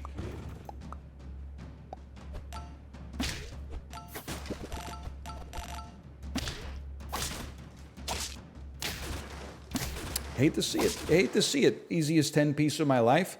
Ooh, little level 3 macaque victory. Do you like macaque? Look at macaque. Macaque is amazing. Give it a lick. It tastes just like raisins. I don't really, I don't know the rest of the video. I was kind of not part of that era of YouTube necessarily, but I do remember it goes, "And I show you how the lemonade is made. Sweet lemonade, yeah, sweet lemonade." And then she goes like, "Ooh, that's dirty. Do you think so, Dad? I better not show you how the lemonade is made." Yeah, okay, maybe I do know all of it, actually. That's like 15 years old, isn't it? Yeah, I'm 34 years old, so that checks out. I found that video when I was 7, and I was looking for annoying orange videos. I've never seen an annoying orange video, because I was not 7 years old when YouTube came out. What is the annoying orange? Is it just like, my perception of it as someone who's never seen it, is that it's the YouTuber Fred, but their face is like webcam, Logitech webcam filtered onto an orange instead. It's an orange that does random things. You actually pretty much got it? Okay. Hello, Daniel. Daniel, I need to ask you a question, by the way. And I swear to you, I've not primed chat for this question. It just popped into my brain because I saw you tweet about it yesterday, or 2 days ago. And I think it's a good question. I know I'm building it up here. I think it's a good question because I know that you're a fan of the original. Are you, let me rephrase, let me stop priming you so much. Where do you fall on the spectrum of excitement for Wonka? Are you like, oh, I've always wanted to know more about how Willy Wonka got to his position of chocolate factory? Or are you like, don't mess with the original because it's perfect, all you could ever do is mess it up? Or are you like, wait and see? Gene Wilder equals unlimited Pogs. New Wonka equals Jonas Brother in Marvel movies. See? Daniel, we're on the same page. Because I also think that there's just simply no reason for this movie to exist. If you don't speak Danglish, that's basically what he was getting at there. I just like, I'm going to see it because I'm nostalgia pilled. Okay, we're not on the same page. I will not see. I went as far yesterday as to say to chat, I won't see it even if it's good because it's just the principle of the matter. My feeling about the character of Willy Wonka is not that he's like a sacred cow. It's not like, oh, you can't touch Willy Wonka, like he's too pure or anything like that. It's just that it's better for me. I don't want to know how he got to where he got to. He's just a more interesting character when he's shrouded in mystery and ambiguity, and you don't know, is he a child murderer or just a quirked up guy with a purple suit? I don't want him to have childhood trauma that leads him to find respite in making chocolate, and then, because then, like, I don't want to know when Willy Wonka takes them into the horror flume in Charlie and the Chocolate Factory, and Gene Wilder's going, there's no earthly way of knowing where I don't want to be like, oh, these kids are safe. He's just weird because he didn't have a strong father figure in his life. I want to watch that movie and be like, these kids are going to fucking die, dude. And then they don't die, which is that it's that push and pull that makes the media more interesting. I mean, hey, kids, don't worry. Like, they're going to edit something into the old movie. They're going to, like, re-release it. Don't worry, kids. Willy Wonka's just a weird guy, but he's actually non-threatening. Meanwhile, an Oompa Loompa whispers in his ear. Oh, just so everybody knows, Augustus Gloop is totally fine. Actually, his parents just won the lottery. Yay! It's better when it's a little macabre, okay? I want him to be weird. And if he has reasons for his weirdness, that's worse. If anything, I would actually, and again, maybe not a super popular take, but if anything, I think it would almost be, for me and me alone, it would be better if the movie was remarkably ass. Because then it would be noteworthy and maybe hilarious. If it's just like a 66 on Rotten Tomatoes, that's like the worst. Actually, the worst possible outcome might be that it's like a 91 on Rotten Tomatoes. The best would be if it had like a 13 on Rotten Tomatoes. That would really tie the room together. If it gets a 90, they'll make a sequel to the prequel. It's kind of like another thing that I was going to talk about is like, where does it end? Wonka overperforms at the box office, then we get a fucking movie about Slugworth. That's like a Todd Phillips Joker-style movie. Then Slugworth is too evil, so we got to get a movie about Slugworth's childhood. He was actually like a good guy, but then Grandpa Wonka stole his... Slugworth and Wonka's grandpas used to be friends until Grandpa Wonka betrayed Grandpa Slugworth, and then Slugworth, whatever. And the Oompa Loompas are there by choice, Willy Wonka, he's like, no, you don't work for us. It's a co-op. The Wonka Chocolate Factory is a co-op. Everybody that works for me has equivalent shares of equity in the company, even though it's named after me. So I wish that it didn't exist, just on principle. For the most part, I am a guy that is like, I'll just wait and see like if a movie's good. Like, I'm not going to get mad that they're making like a new whatever. Because I'm like, maybe it'll be good. This is one of the only movies I've ever encountered where I'm for sure like, man, I wish this didn't exist.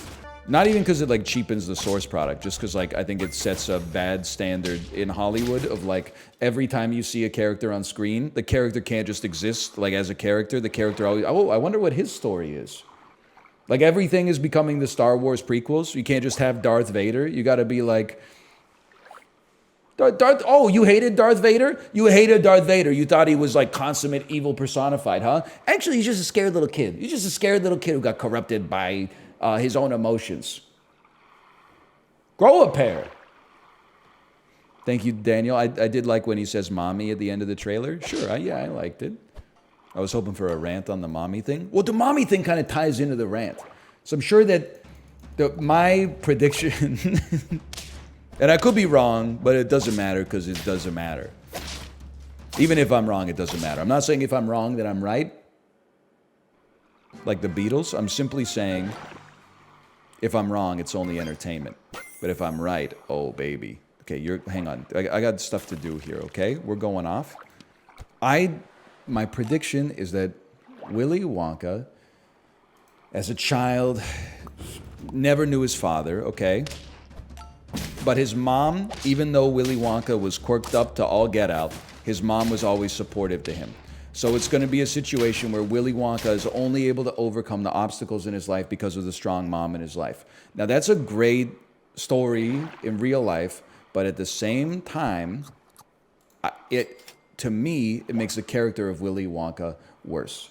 Because I don't want to chart the paint by numbers of how this weirdo started owning a chocolate factory and doing like a reality show for kids to become the next CEO of Wonka Inc. I want him to be just a weird dude.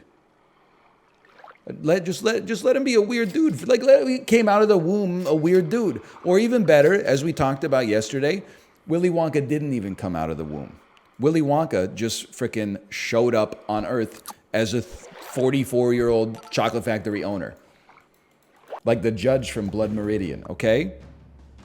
Is he an alien? Is he a god? Is he the devil? We don't know. All we know is he makes snozberries that taste like real snozberries, and he's a little psychotic. And that's the reality we live in, so you better reconcile it. That is exactly what I'm saying. I want him to be the Pennywise of chocolate. One of the only things that could actually bring me back is if somehow the movie embraces how insane Willy Wonka is and makes him like irredeemable in the first movie, so that in the second movie we're even more scared for the kids, even though the movie's already out. So if he like kills and eats an Oompa Loompa, and then that's like the fade to black moment, and then it's like, now go watch Charlie and the Chocolate Factory, I'd be like, oh. I'm sure they'll be best friends or something.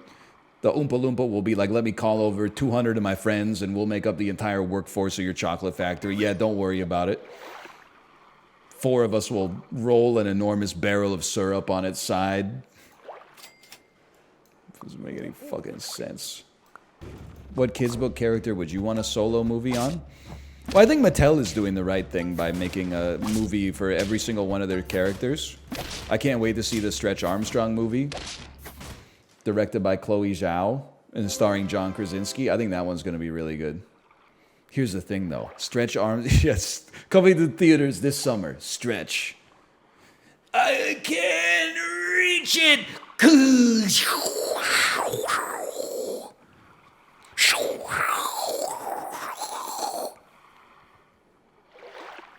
Yeah, NL.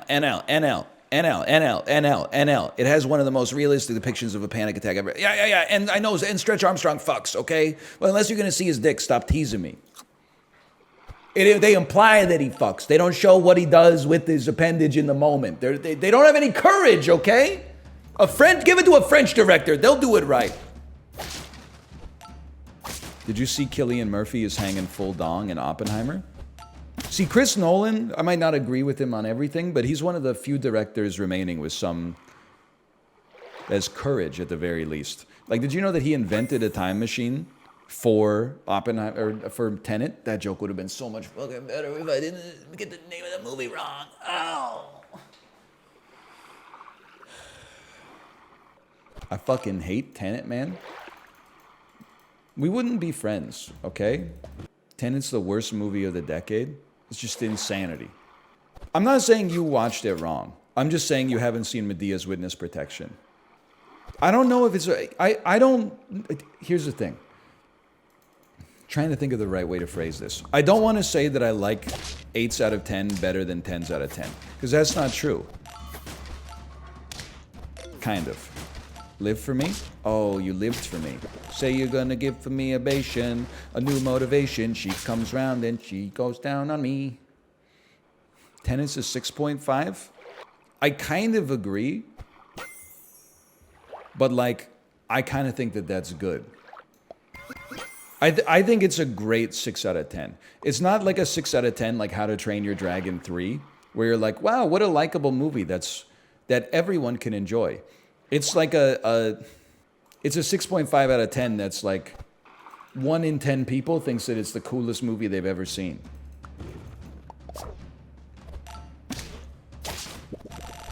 $50-50? That's cute. Oh, exact change!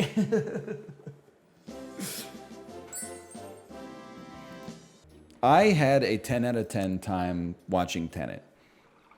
The movie brought me in. It asked me questions. Then it tried to provide me with answers. And I looked to the side. I said, not today, Christopher Nolan. Give Robert Pattinson a sword. Give him a gas mask and a sword and put him back on the screen. Make the car drive forward in reverse. Since you like sap, you ever try Hearthstone Battlegrounds? Listen, okay?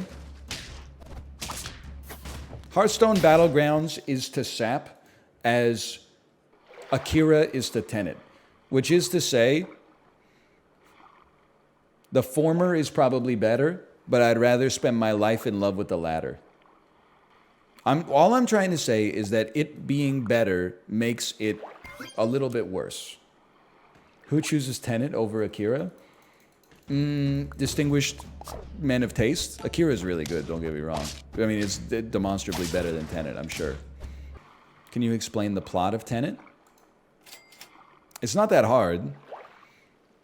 John David Washington is going to take you back to the past to fix the shitty things that suck ass.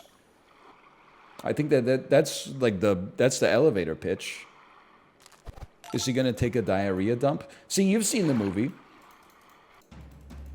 When you are a buffalo and you get the urge to take a diarrhea dump in the angry video game nerd's ear, but then you realize that you're, what do they call it in Tenet again? When you're moving backwards in time instead of forwards in time? What do they call it? Inverted? Oh, when you're a buffalo taking a diet and you realize you've got to take a diarrhea dump in the angry video game nerd's ear, but then you realize you're inverted? Oh, monka S. Run it by me one more time. If you were the buffalo and you had a rumbly in your tumbly, you had to take a diarrhea dump in the angry video game nerd's ear, which is something that he says. That you would be like, oh, I'm going to diarrhea dump in this nerd's ear. But then you realize you're inverted, so things are moving backwards, which means your ass is about to suck up a big pool of diarrhea. So you'd be like Monka S. I don't want all that diarrhea going inside of my butt. It's not that complicated. If I was inverted in Tenet, I think they could really easily make Tenet a comedy. Like imagining if instead of going like back in time to save the world, he just went back in time and like watched a dude's day happen in reverse. It'd be so funny to watch a dude walk backwards into the bathroom, sit down on the toilet and suck a bunch of shit up into his ass. And then like stand up and put his pants on and walk out. Oh, man. Oh. Without wiping, so true. Dude, Malf, are you here? That would be funny, dude. That would be so funny. Aren't you like 35? I guess I'm like 35. I'm 34. Well, you jealous? You're not as, you don't have as much humor as me? You're jealous you can't laugh at the little things anymore? You can only laugh when SpongeBob SquarePants says, Squidward. Did anyone mention that you look better today? I've gotten a lot of comments about the lighting having improved, for sure. Oh, they noticed?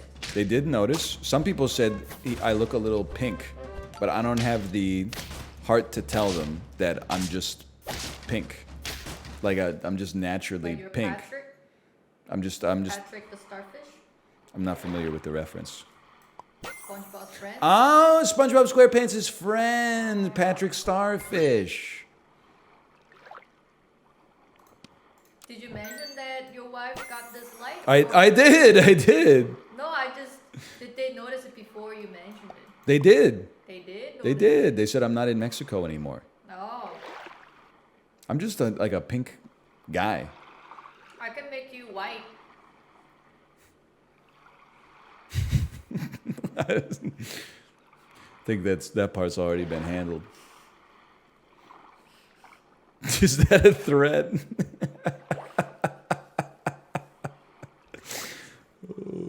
Why was that so funny? I don't know, but it was pretty good.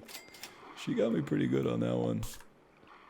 This was the best joke of the stream. Let's go. Better than your diarrhea reverse sucking asshole. They weren't ready for that one yet. That does not sound good.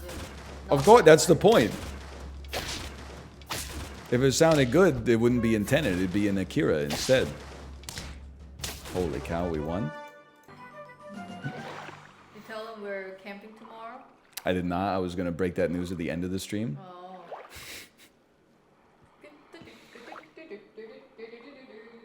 I'm not going to be streaming to it. She literally just dropped. She's like an anti-PR. Hey, so I'm getting torn up in chat because they're saying another vacation. Can I tell you that, like, none of these vacations I had any input whatsoever? Sometime in March, my wife just came to me and was like, hey, we're going to go on a cruise in June. Is that okay? And I said, yeah, that sounds fine. And then she said, also, we're going to go camping like 3 weeks after that. And I said, yeah, that's fine. There might have been a couple more after that. I approved it. I saw the charge on my credit card. There's nothing you could do. I'm not complaining. I think that's one of those questions where, like, if you answer it, you already fucked up. I get to pick where we go for lunch sometimes. And I'm being sincere with you. That's enough for me. As long as it's sushi. It's so true. It's not my fault that I love strong women, okay? Can I get some applause in the chat, please? It's not my fault I love strong women. It's probably my mom's fault. Or maybe my dad's fault. I don't know. It's just, well, the important part is that it's not my fault. That's all that really matters. No, the camping trip is not for a week. It's only for... I'll miss Friday. I'll be back Sunday night. So it should only disrupt Friday's stream.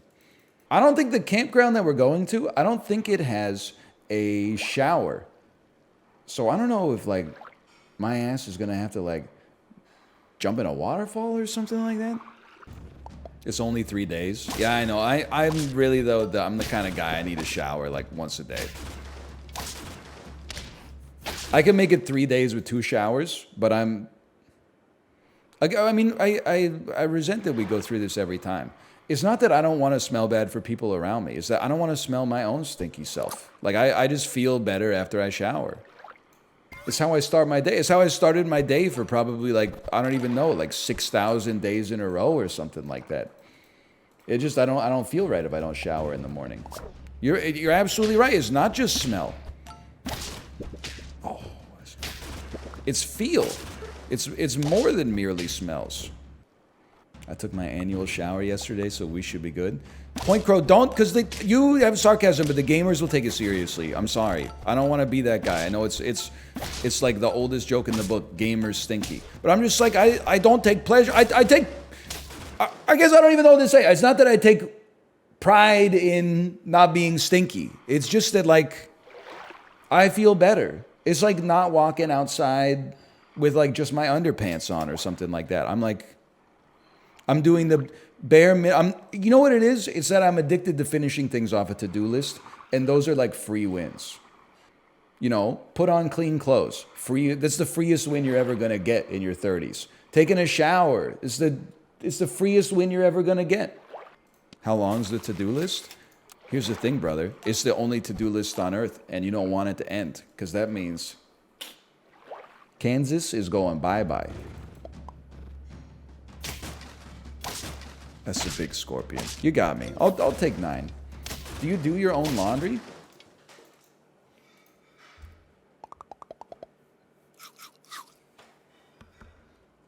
Do I do my own laundry? I'm 34 years old. Of course I do my own laundry. What do you think I am? 50? They taught my generation of men how washing machines work, okay? Would Kate agree? I can tell you, like, we have marriage telepathy, but it's a lot easier when you just tell the truth. Kate will tell you that I do my own laundry. There have been times where she has folded my laundry, but I've never been like, please fold my laundry, or like teach me how the washing machine works. Now, I will say, in the interest of being honest, sometimes I can be a little slow on pulling the clean clothes out of the dryer and then folding them. So occasionally I will, you know, look in the bedroom and there will be a hamper of like clean, dry clothes that I'm gonna fold, that I'm being told to fold. But I do the same thing to her. When you need to, you can leave the stuff in the dryer, and then when the other person needs to use the washer and dryer, they just pull it out and run their own stuff through. Doesn't it get wrinkly? I am wearing like my work shirt right now, you know, it's like, it's probably wrinklier than it would be if I folded it right away, but you're only seeing from like the clavicle up. So for me, I don't think it's a huge deal. Do you iron? No. If you have to iron because you wear like button-up shirts to work, more power to you. Like, that sucks for you. If you choose to iron, just so your t-shirts aren't wrinkly, you're a boomer. If you've ever called me a boomer, you need to rescind your boomer because you are a boomer.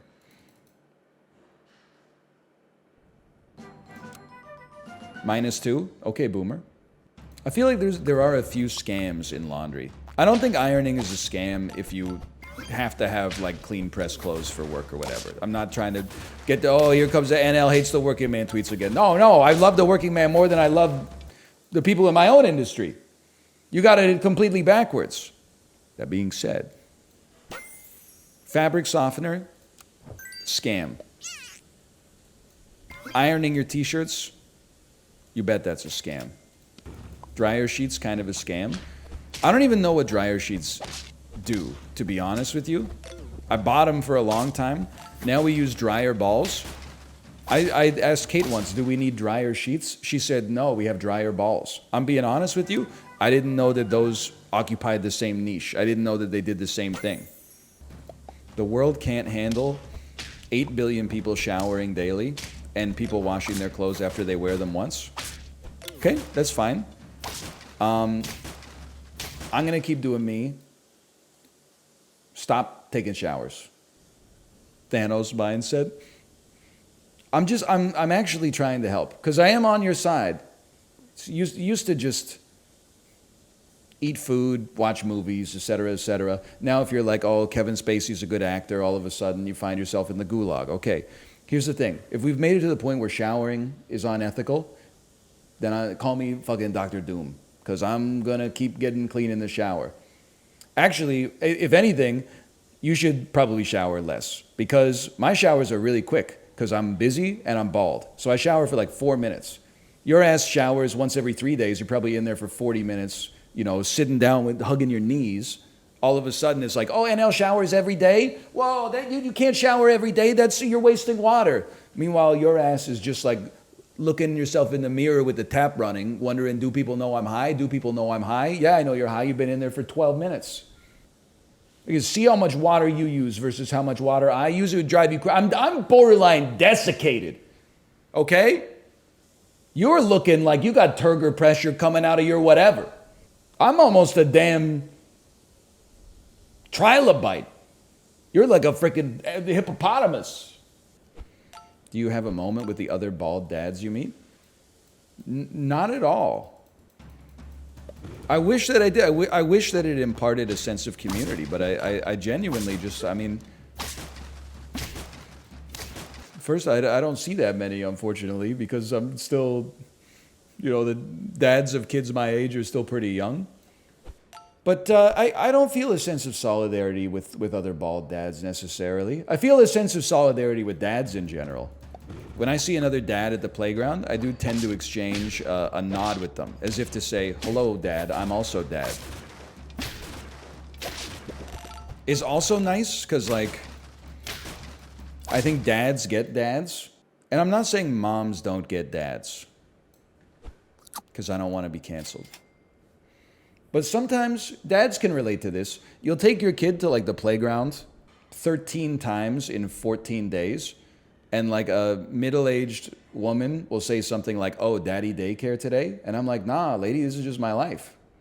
It's not like it's like a once-a-month thing where I'm like being a parent. It's like you wouldn't say that to a mom that came to the park, right? You wouldn't be like, oh, so what a surprise, a woman looking after her kid. You would be like, of course, oh, let me guess, your husband is doing something else. Couldn't be bothered to take the kid out on the swings at 11 a.m. on a Wednesday.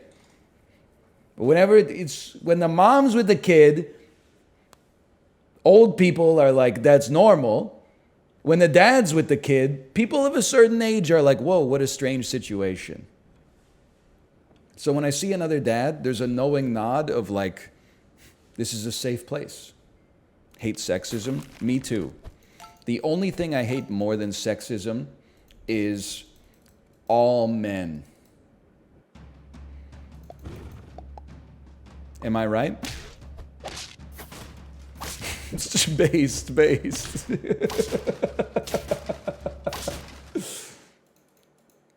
He's a hero. Do you think you would have survived the Titanic sinking? All right, see, that's a good topic of conversation. Obviously, a lot of people died on the Titanic. So there were probably people who were built different who found out otherwise. They thought they were built different and then found out otherwise, I should say. That being said, Let me just start by saying I would not survive a plane crash. It happens pretty fast. Uncontrolled descent into terrain, fuselage exploding in midair. Like, you're not making it out of that one. That's just, or at least I'm not making it out of that one. Maybe you are. But like a boat sinking, you kind of see it coming, right? I think you could put yourself in a better position to succeed, I guess is all I'm trying to say. The water was negative 0.5 degrees Celsius. I would just not feel the cold.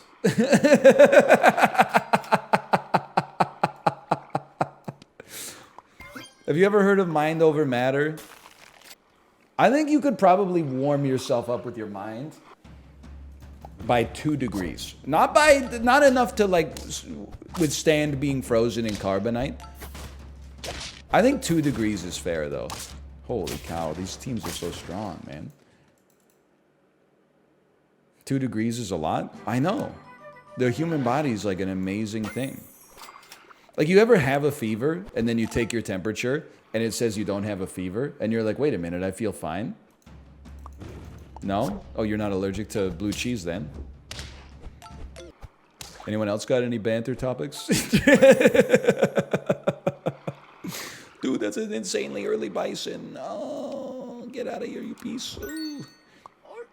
You can't buy both of them. You can't buy both of them.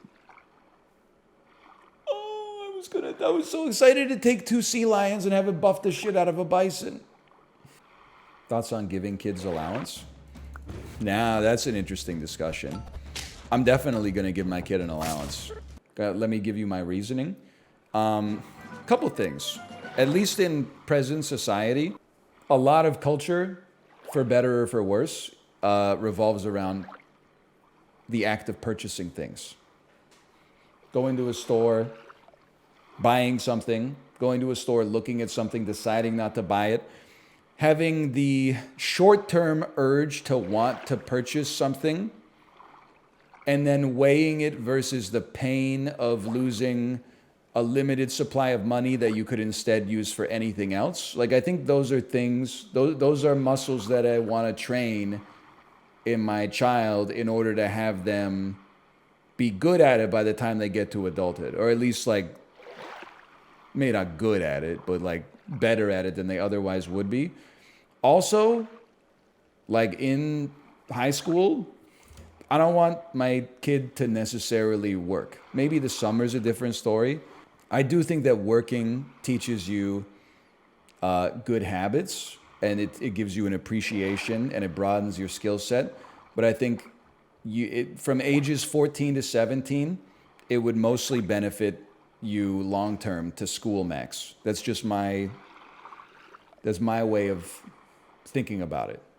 So an allowance to say like, hey, you can still go see like movies with your friends, but I'm giving you money to basically allow you to be a full-time student,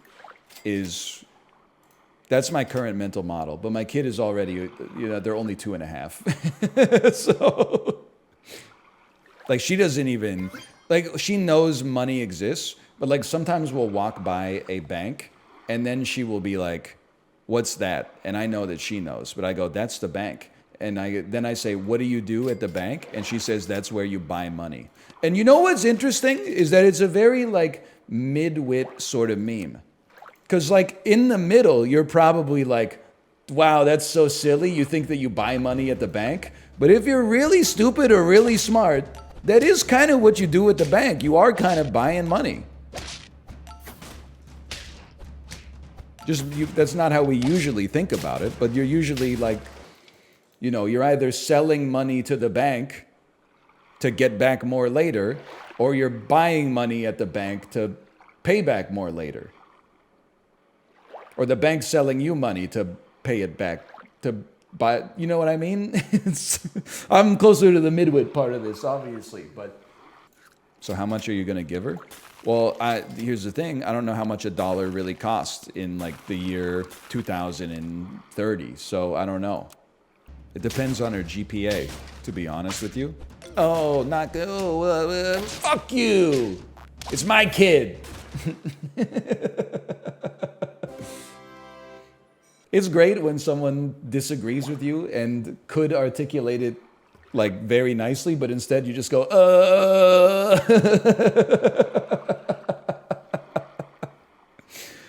man, it just blows him out of the water.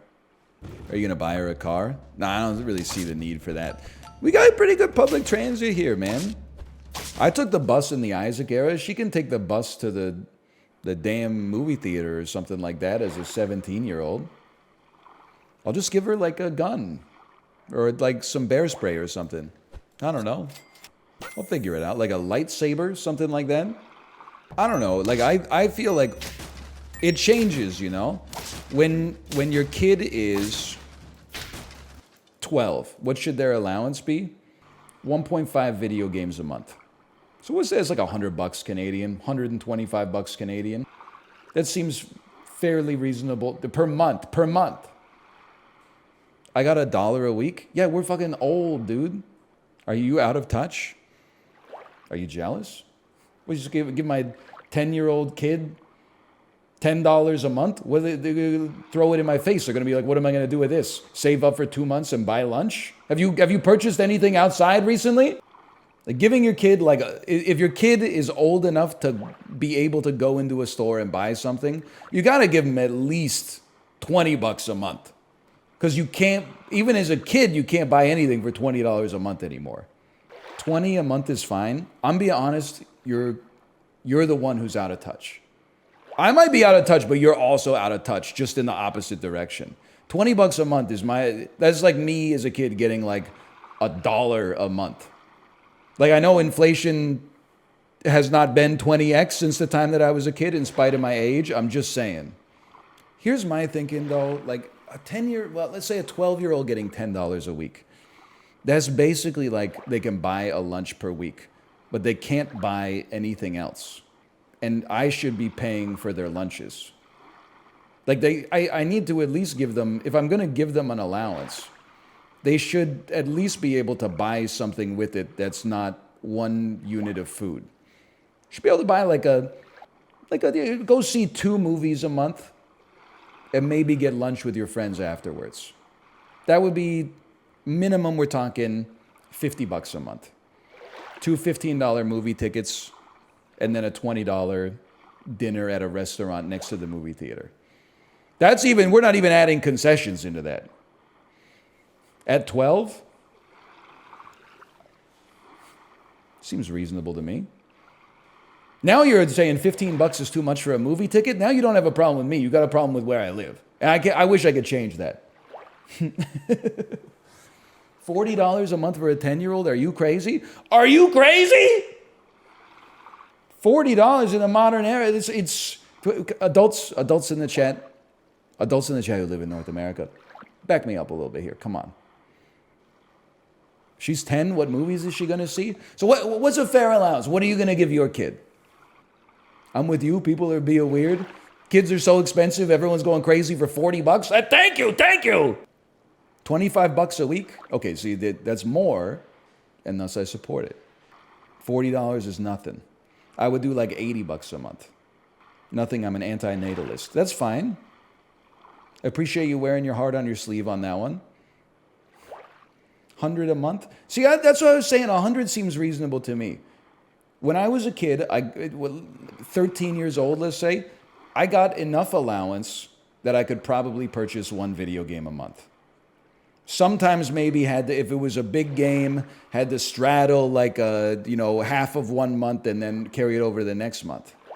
And I was happy with it, honestly. I basically because my allowance was limited, I basically didn't spend money. Because I was like, I'm not getting another jolt of money until the next month.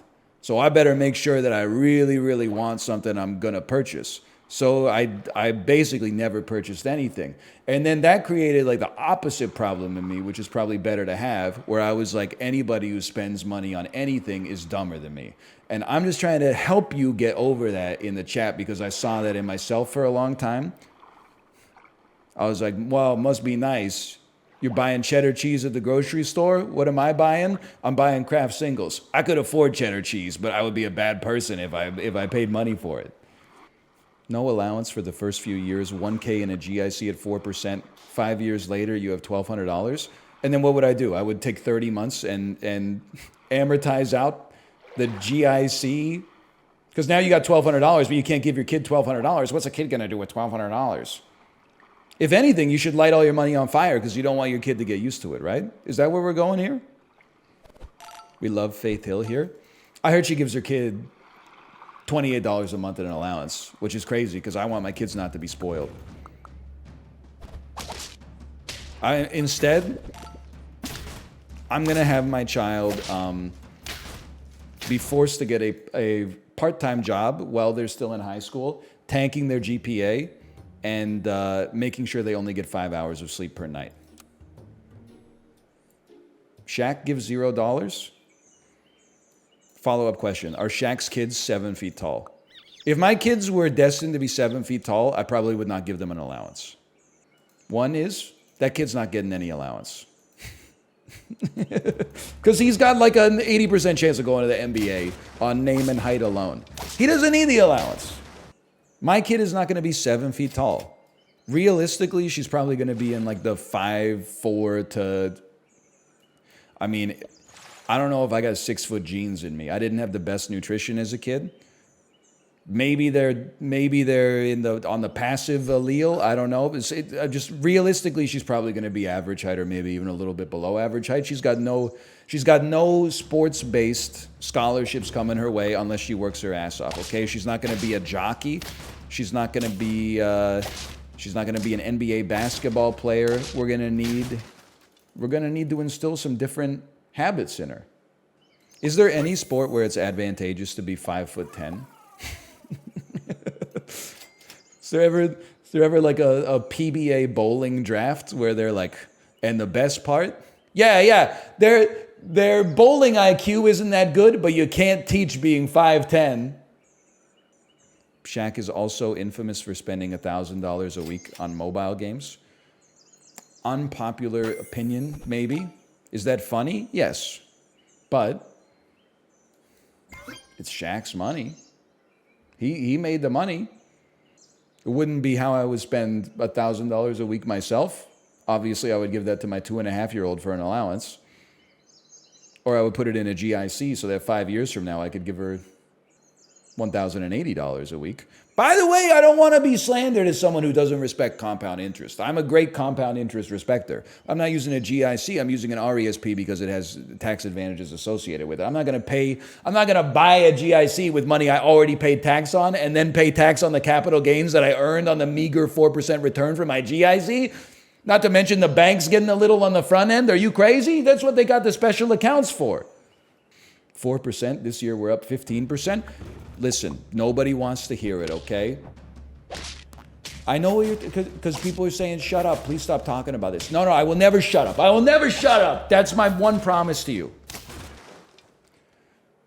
When the S&P 500 was at all-time highs and GICs were paying 0.25%, everybody said, why would I ever take a GIC? Give me that S&P 500. It only goes up. Okay, S&P 500 went down. At points last year, it was roughly 20% down. Rates came up. People said, why would I ever invest in the S&P 500? It's down 20% this year. Rates are at 5%. I take that all day, every day. Everybody piled into fucking rates, or GICs and CDs and stuff like that. Now you're getting 5%. Meanwhile, the S&P 500 is up like 18% year to date so far. You're market timing. You're not supposed to market time. Yeah, I invest in the S&P, the shit and piss. +2? +2, that one. I haven't seen a sloth in 100 years. Look at that. More power to you, brother. You know what? Has anyone ever like gone to the bank and asked if they could get the standards but not the poors? Like, yeah, I'd really like to invest in some large American companies. Can I get the standards and hold the poors? Hi, I'll take 100 units of the standards and poors, hold the poors. Put the poors on the side. If the poors aren't on the side, I send them back. I work at standards and poors. Can I drop an unironic thank you for your service? Or we'll chat. link me a TikTok where someone dancing in a Halloween costume tells me Vanguard and BlackRock are orchestrating the end of the world. And well, okay, well, technically, Vanguard and BlackRock are not. Wait, I sold my level 3! Oh! Did I ever have a level 3? I'm so lost in the sauce. Kind of weird that a 35-year-old is making shit and piss jokes. It's kind of weird that people who are like 24 think that being 24 means you're automatically funny, when usually I'm laughing at you, not with you. Because I'll say something like, has anyone eaten a fast food hamburger recently? And then all of the replies are from people that are like, I don't eat beef, it's bad for the environment. Fast food is too expensive these days. Oh, did you drive there in your golden Bugatti? Oh, which mansion did you eat your fast food in? Makes me sick, man. Can't even say anything. Just because I got 2 nickels to rub together, all of a sudden the barrier for entry on my humor is so high. Meanwhile, if I was Dionysus and I was sitting inside of a wine barrel, naked and dirty, I would be like, you know, anyone else think that pissing is just shitting analog instead of digital? People would be like, oh, he's not a comedian, he's a philosopher.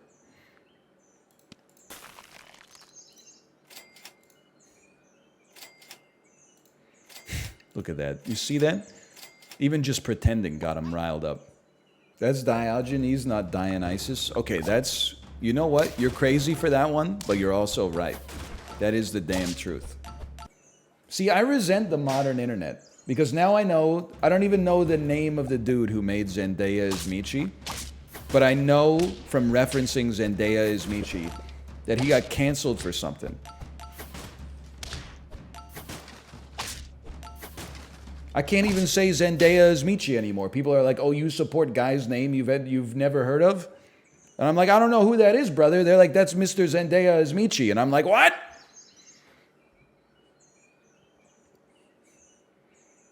What did he do? I don't want to see. He said American Beauty's underrated, okay? No, maybe it was some bad stuff. I honestly don't know. All I know is he's a persona non grata, and thus I have to think twice every time I say Zendaya is Michi, lest people think laughing at a funny video that he made is an endorsement of everything he's ever done in his entire life. I just want to eat my damn fast food burger in the gold-plated Bugatti. Is that without being harangued on all sides by harmless discourse? Is that so hard to ask? Anyway, so how much allowance would I give my kid? I don't know. Honestly, I think I would... I think $125 Canadian a month for a 12-year-old. That seems appropriate, an appropriate alignment of me and my values, okay? I didn't get anything as a kid? Yeah, and now look at you. Sorry. That's what I'm trying to avoid, okay? +2, you got me. You probably do it all. You got great taste in content creators. I know that much. You know what? You're all right. You're all right. That's why you come to a comedy show, you don't sit in the front row, okay? In 10 years, that's not going to be worth very much. I think it would go without saying, Poindexter, that like when I talk, I'm talking about the present day. I'm not talking as if it's 2031 and then like retroactively adjusting it for inflation, okay? No, Chad, I'm talking about $125 $2031. You know, after 10 years of inflation that could be anywhere from -1 to +12%, so we have absolutely no frame of reference for what it's going to be. You can't adjust for future inflation. When I was 14, my dad told me to get a job, and then I did, and every day NL begged for some of my fries. That is a true story. Mouth is telling zero lies, to be honest. And here's the fucked up part. He gave them to me, which in many ways enabled that weakness. So who's really to blame in this situation? It makes you think. I also asked him for a piece of gum all the time. I'm sure I've given Malf some things. Probably less than he's given me, but I'm sure I've given him some things. I can't really imagine what it would be. I don't know. A lifetime of friendship that many would consider priceless. I did throw his granola bar into the woods once, yeah? But that was really funny. Okay, I did put a pickle in his beer. But that's because he took a bite of my burger. Or wait, did I take a bite of your burger and put a pickle in your beer? I can't remember. I didn't give him the clap, okay? If I gave him the clap, it wasn't me. And it wasn't the clap. I'm going bison, I don't care. I thought you threw his burger too? That sounds right. I feel like feel like the way that this went down is that this all happened in one weekend. I think I said, can I have a bite of your Cliff Bar? And then when you gave it to me, I just yeeted it over the fence into the woods, which is actually, in my defense, if you saw that in a movie, you would be like, that is fucking hilarious. Now, in real life, it's not that funny because you're like, that's my Cliff Bar. But if you could look back as if you were an impartial observer, you gotta... We're still talking about it today, so I would say it was worth it, personally. Also, I believe then after that, you harmlessly put a pickle in my beer. As if to say, look, there's a pickle in your beer. Look, there's a pickle in your beer. Got you back for the granola bar. And then I think I took offense to that and then I threw your burger on the ground. That was too far. I shouldn't have put the burger on the ground. I should have left it at throwing the bar into the woods, and then the compensation was the pickle in the beer. I should have been like, we're even. I had a tendency to escalate. I'd like to apologize retroactively for that. How old were you? I think I was 20. So it's like pretty young. Or pretty old, depending on your perspective, I guess. Like if you're 15, you're probably like, whoa, you were old. But if you're like 30, you're like, yeah, I get it.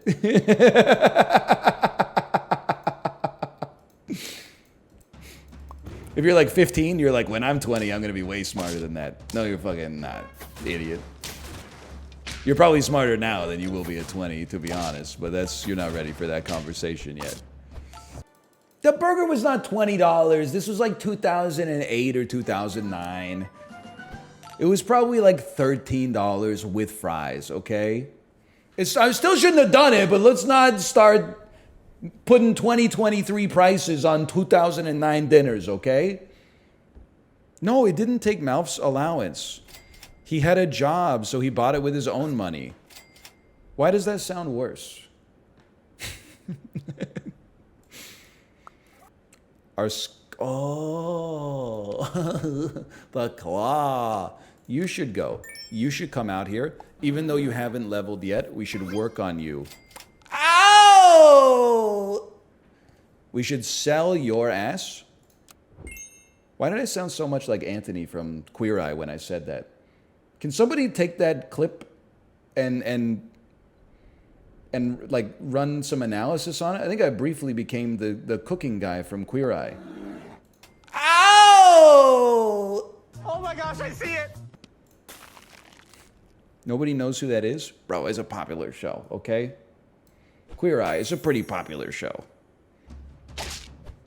Does anybody find it interesting that we watch a show called Queer Eye for the straight guy, but if they made a show called Straight Eye for the queer guy, everyone would lose their minds? Hang on, I'm still trying to work this one out.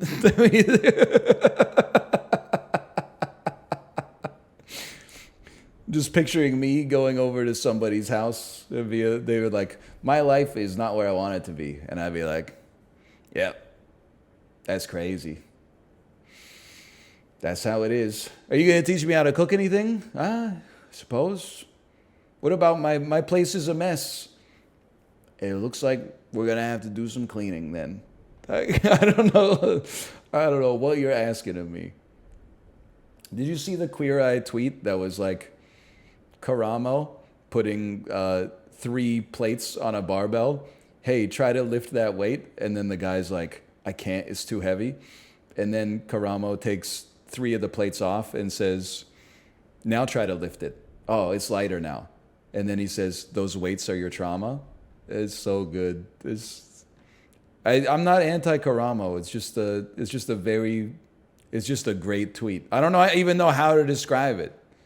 Like, what makes it great? I don't know. It's just a great tweet. Why are you being so weird about it? It's just a great tweet. There's nothing deeper than that. Karamo's definitely the least helpful guy. Listen, we don't have to... They wouldn't want us to do that, okay? They wouldn't want us to tear them apart the same way the world wants us to tear each other apart, okay? Plus is actually Anthony. No, they will not divide us, okay? But I will say, I mean, like, the guy who teaches them how to dress when they only wear, like, sports merchandise seems pretty valuable, okay? The guy who gives them a makeover and thus, like, changes their own self-confidence and image, pretty valuable. The guy that cleans their entire house and then, like, interior designs it to fit their needs seems very valuable. Then there was one episode where Anthony was like, plus I taught her how to make bruschetta. And I was like, I get that there's only so much you can do when you're only in charge of the food, but like, that's just a baguette with some pico de gallo on top of it, man.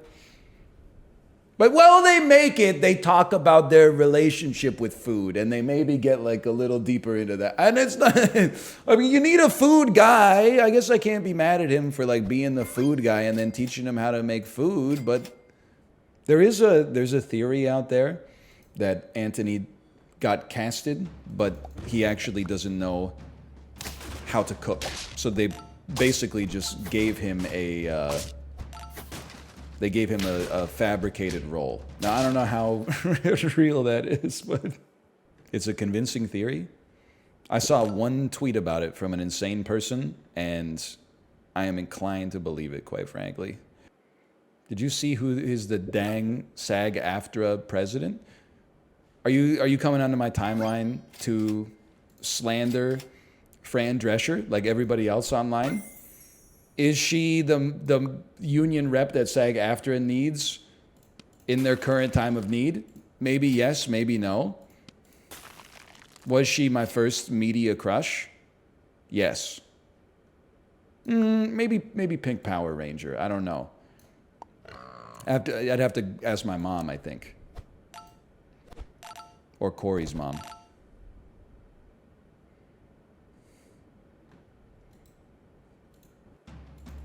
How did you stand her laugh? Here's the fucked up part, brother. I think I'm kind of into the laugh. Holy cow, we got a 10-piece. I don't know who to blame for it. I'm just saying. Oh! Sticker me. Kate, are you ready to stream smiley face? Okay, I will send you over there. /marker sap. Oh.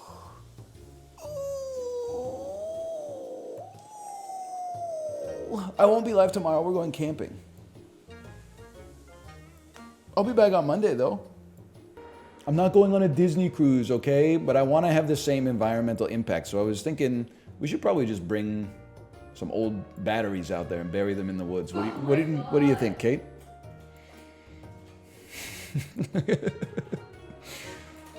Yeah, I'm sure we got a bag full of old batteries from our kids' toys, right? We could just toss those like straight into the Pacific Ocean or something. Oh, whoa! What are you doing with the barbecue lighter? Holy, what are you doing with it? I'm gonna pack it. Oh, okay. What do you think I'm gonna do? Oh, I don't know. You were starting your stream. I didn't know why you got a barbecue lighter.